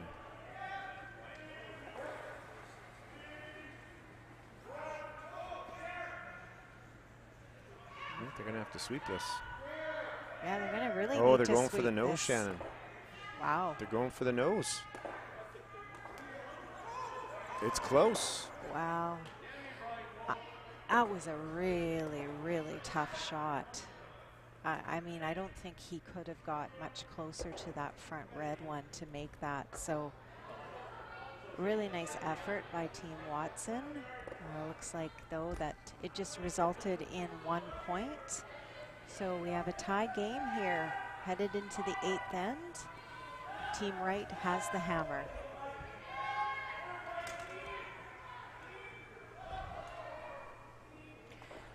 And an update for you all, the B qualifier against Team Johnston and Team Guinard. Guinard is up by 2, I believe, with hammer playing 7th, the 7th end, and waiting in the sticks, waiting on the sidelines. His Team Orm. They'll be playing the winner of that game.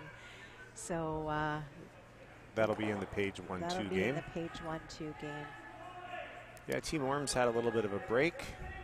They're almost a 48-hour break because they were the victorious team out of the A event. I know they're probably listening to this broadcast and hoping we'd say some nice things about them, and that's about as much as they're going to get.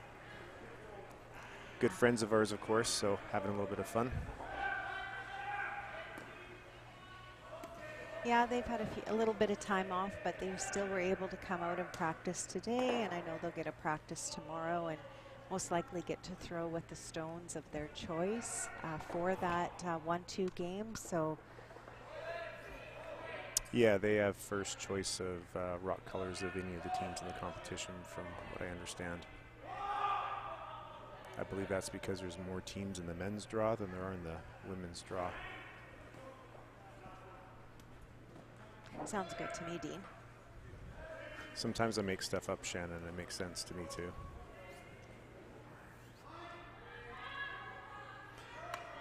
Back on our sheet of ice here.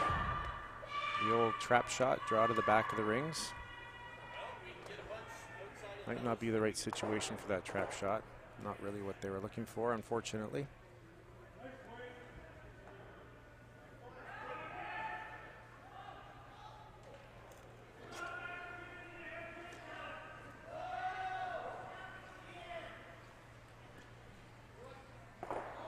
Also, the women's A qualifier, we actually have a really tight match happening here.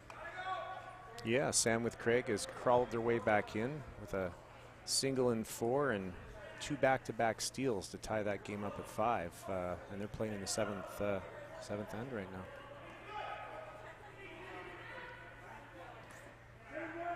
Nice shot here. Good sweeping by Team Watson. That rock is about half exposed.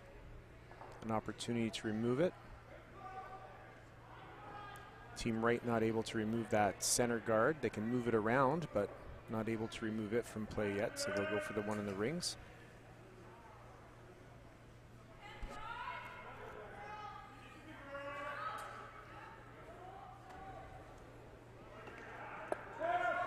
You know, Shannon, I'm not surprised that Watson tried to draw one in there. Their center guard is right in the middle of the free guard zone for depth, so it makes it hard to put 2 center guards up without having them in close proximity, which would make them easier to remove. And obviously, that rock in the free guard zone couldn't be removed by the opposition, but tapping it into the house like they just did is within the rules. So And now that red rock in the free guard zone is Team Wright's rock. So, and it's offering cover for the Yellowstone right now. And really, that's all you're hoping for in the last end, is not necessarily the beggars can't be choosers, for instance, with the color of the granite, but it is a rock that's in close proximity to that center line, covering a small piece of the button.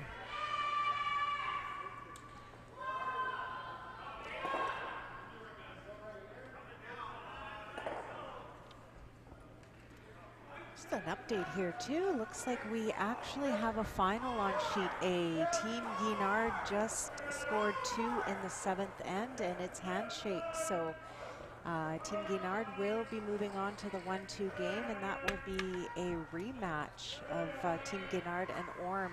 They played earlier on this week, and looks like they'll get to go to battle again.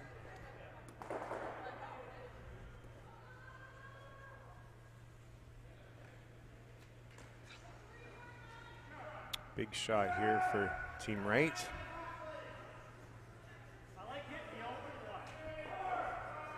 Like to make contact with a couple of Yellowstones here. Well, they did, but I think they would have hoped they got a little bit more out of that. Really nice effort there. The concern for them is that they actually hit that red rock pretty much on the nose, still leaving that center guard up, and also shot rock buried directly behind it. Team Watson lane 2 and throwing.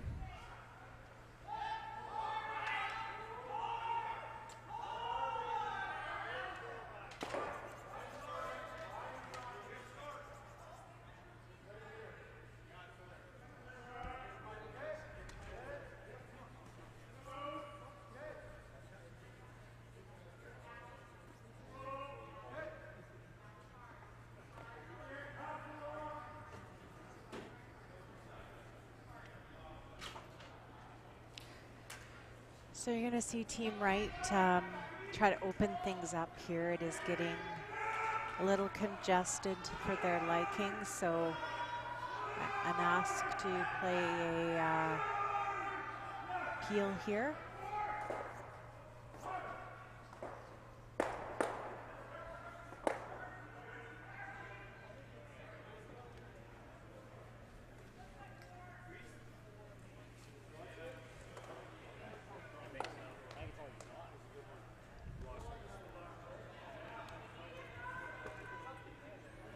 That yellow rock is looking a little more lonely.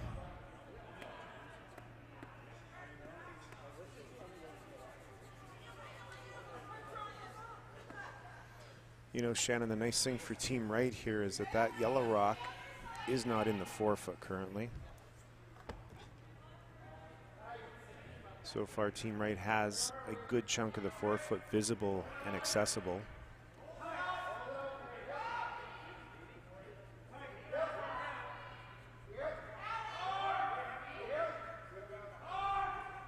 They're scrubbing this hard. They really want to get this by.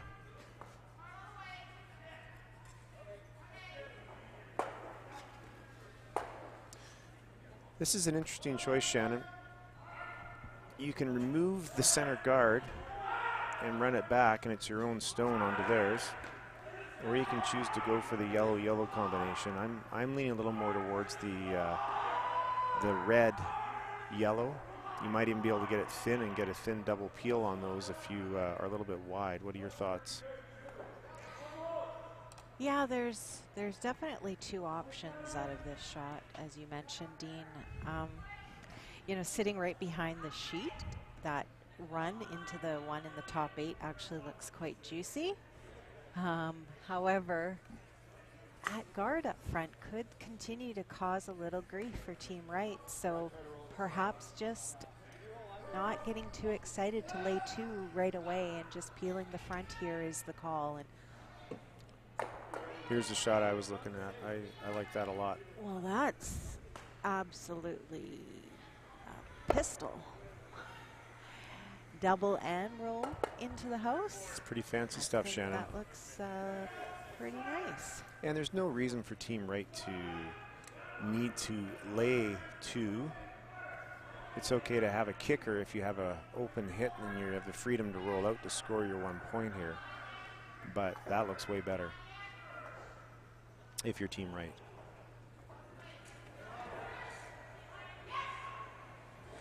You know, both teams have a lot of time left on the clock, Shannon, and that might really come into play for each of the teams. There's going to be some important strategy discussed here as these final stones come into rest.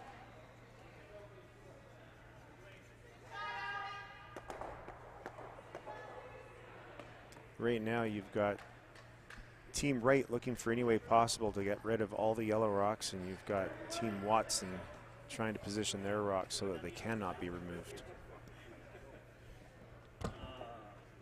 Easier said than done.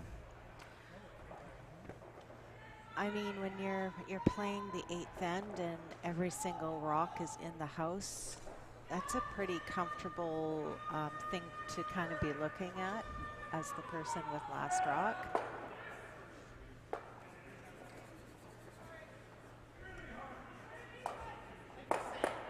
Wow, that was a great shot. So I think you're going to see Aaron still throw up a center guard. Yeah, he's got 2 options. He can throw a center guard or he can draw around. What he's got to decide is if he wants to preserve what exists right now. If he throws a center guard up, they're going to peel the center guard in all likelihood.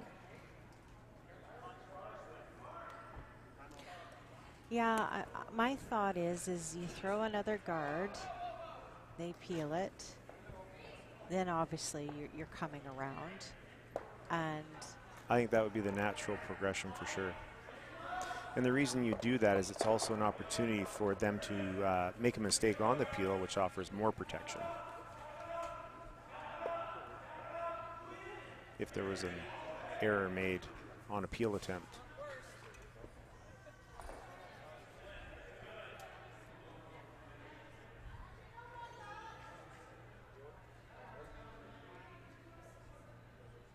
Another quick update for you, Team Kumlati has defeated Team Frizz. So Team Kumlati will advance and play the winner of this game.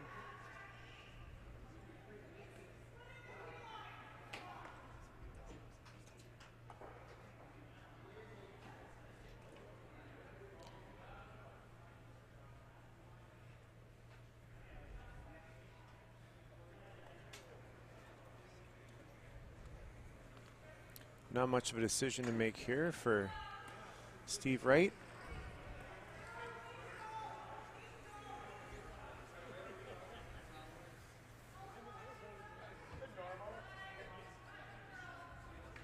As you were saying, Shannon, the nice thing for Watson is that he knows he's got an opportunity on his last shot as well to get something into a threatening position, force Steve Wright to a difficult shot on his last one.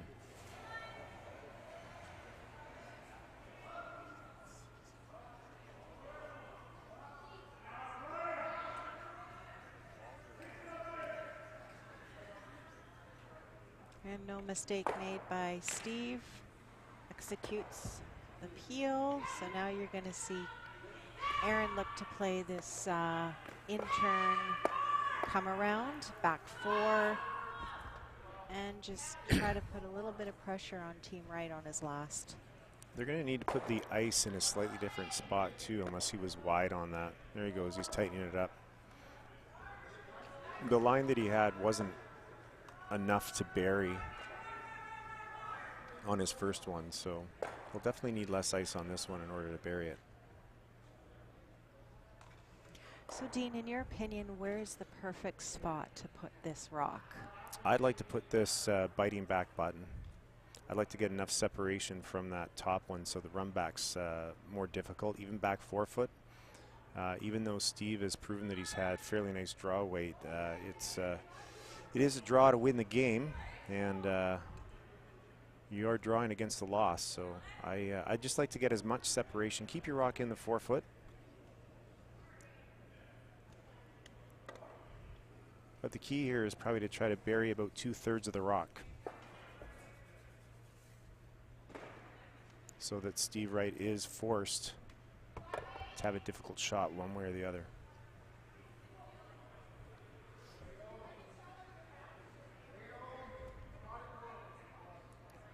Well, we are right behind the sheet here, and the line looks pretty good. They're going to have to get a little more curl here, so they're going to be trying to carve that over, yet at the same time keep the rock in a position where it'll be shot rock. I think it slid a little far.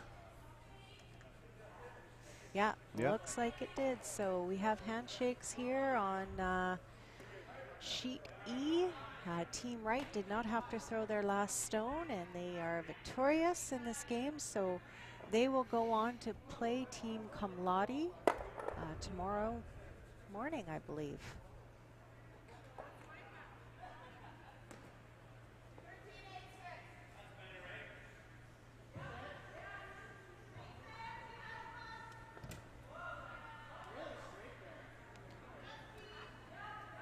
So we're just going to switch over here. Obviously, we're in the 8th end of all of these key games. We're just switching over to the Team Hannah versus Team Sawyer game. This has been a bit of a battle over here. Team Hannah is one up without playing the 8th end, throwing red stones, and looks like Team Sawyer is laying a few stones here. So big shot for Team Hannah. Yeah, and Team Hannah actually found themselves down early. Even though they got up to a 2-0 lead after 2 ends, they found themselves down 5-2, but they've stormed back with a 3-under and a steal of 1 in the 7th. They're up 6-5 coming home. I mean, this is a great opportunity for Team Hannah to lock one on this shot rock behind the 4-foot. And really take this end away. So they're really trying to brush this over.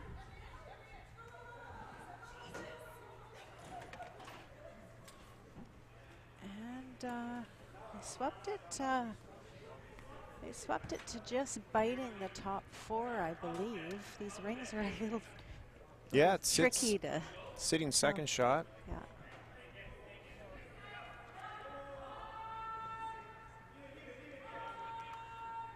The issue here for Team Hannah is that their red rock is currently second shot, but if removed cleanly, there will be 3 yellow ones remaining in a shot. If removed cleanly, though, it will give Colleen an opportunity to play the exact same shot. Contrary to what my friend Lindsay Shannon says, she says playing the same shot twice can be hard. But I actually think that playing the same shot twice is an advantage.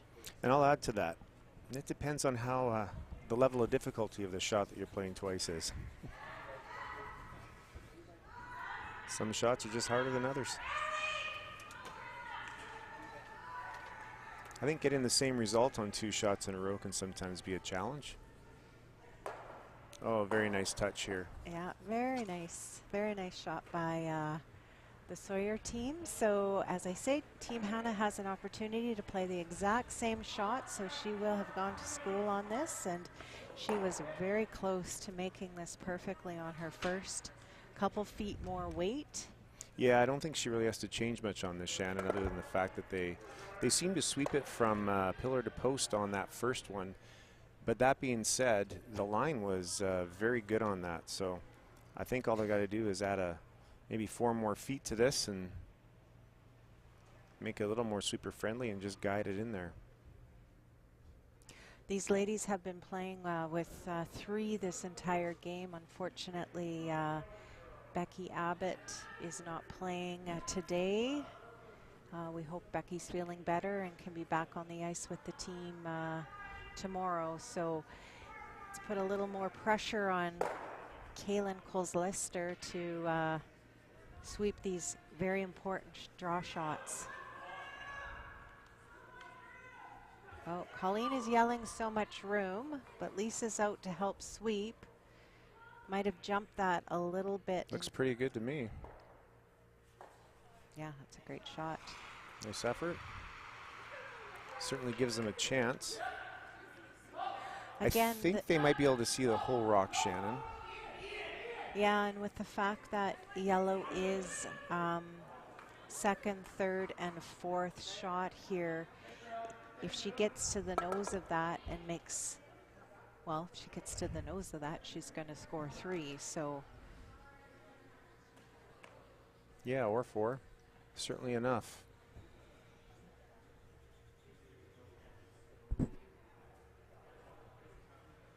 This still is an opportunity for the steal. Team Hannah obviously is shot rock at this time, and they are up 1. Team Sawyer does need to score 2 to get the victory. I think they're playing the in-off now. I think they switched up the call. plan B indeed. And wow, that looks like Team Hannah has stole again and won that game. So Team Hannah has now advanced to the B qualifier.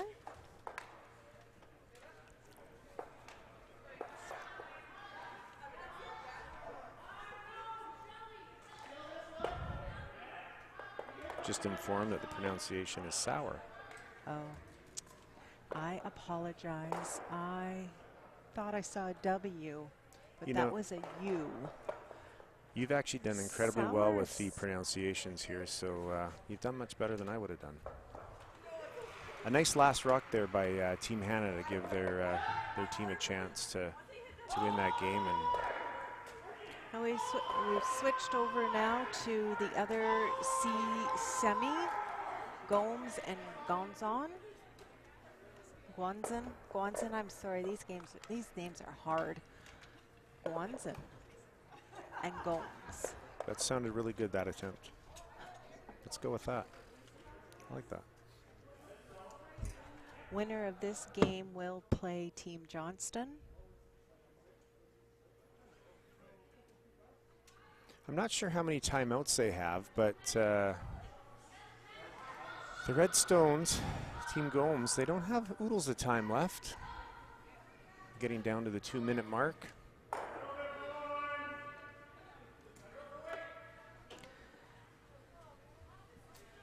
Team Gomes is looking to need to score 3 to tie this game.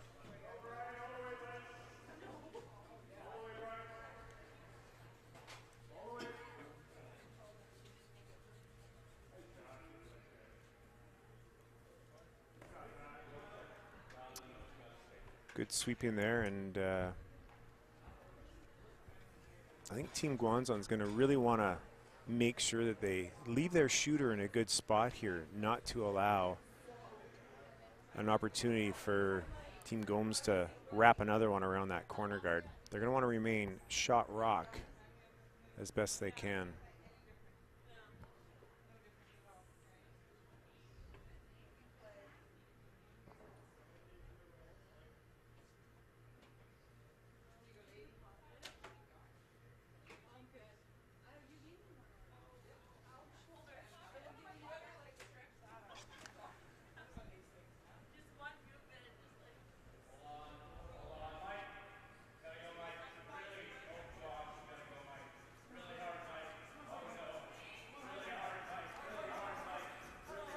Sweeping to make that curl.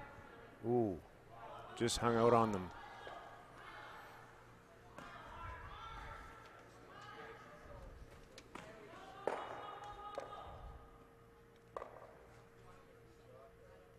This is a significant opportunity here for the Redstones.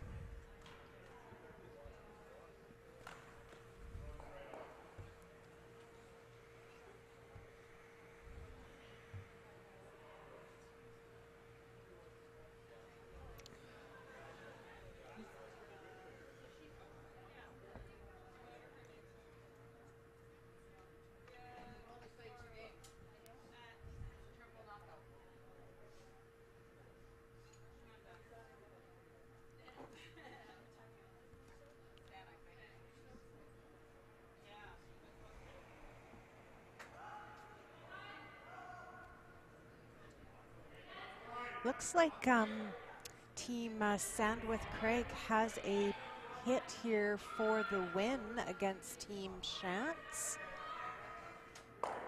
And perfectly executed, and that is a score of 2, giving Team Sandwith Craig the victory. So they are your A qualifier team. And the breaks are traded back and forth on our main sheet here. Although it's still in the rings, it's 4th shot stone, and it's an opportunity for the Yellow Rocks to take care of business here on this stone. There is a double available.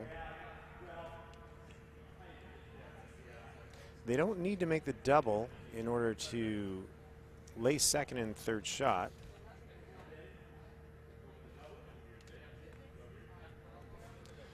This is a key situation where you want to throw the right type of weight so that you hit and roll, or you have enough weight to make the double, but you don't really want to roll across the face of the back one. So no need to overthrow this one. A nice solid regular weight is probably all you need to do the trick here. They're going to call a timeout. This is a good timeout. There's a few possibilities here that they got to consider with the way they choose to approach this shot.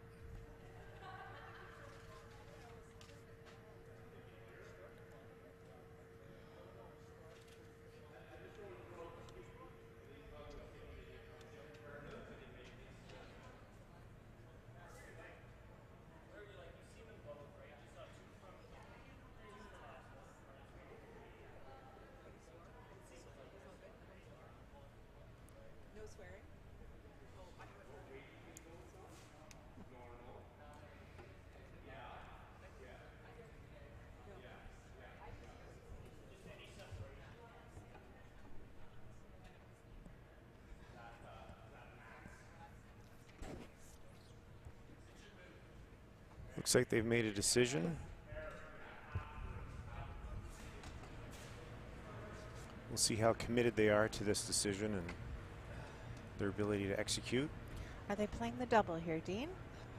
I actually didn't see the call. Based on this ice, I feel like it's probably a hit and roll over to. I feel like they're playing the hit and roll, and that's what he was favoring the whole time. Yeah. The trick on this shot is not to hit and roll out.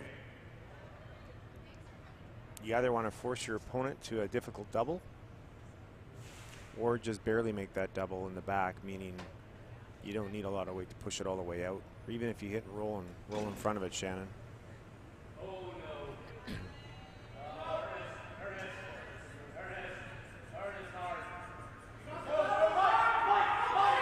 Oh, they're making it curl. Now they want to go straight. It looks like he's got a good shot here. They actually maybe could have kept sweeping it to keep it straight, but Team Gomes has now called a timeout.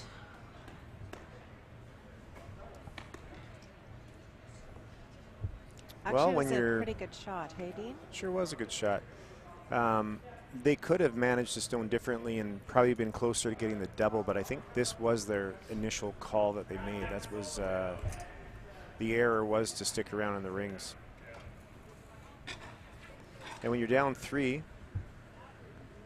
you're hoping for an opportunity like this in order to score 3. On the screen here, it actually looks like this double is quite flat, which it is, but it's not as flat as it appears on the screen.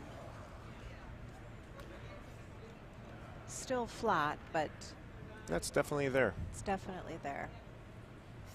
Nice exciting finish to this game, or potential finish to this end. Looking to force an extra end here.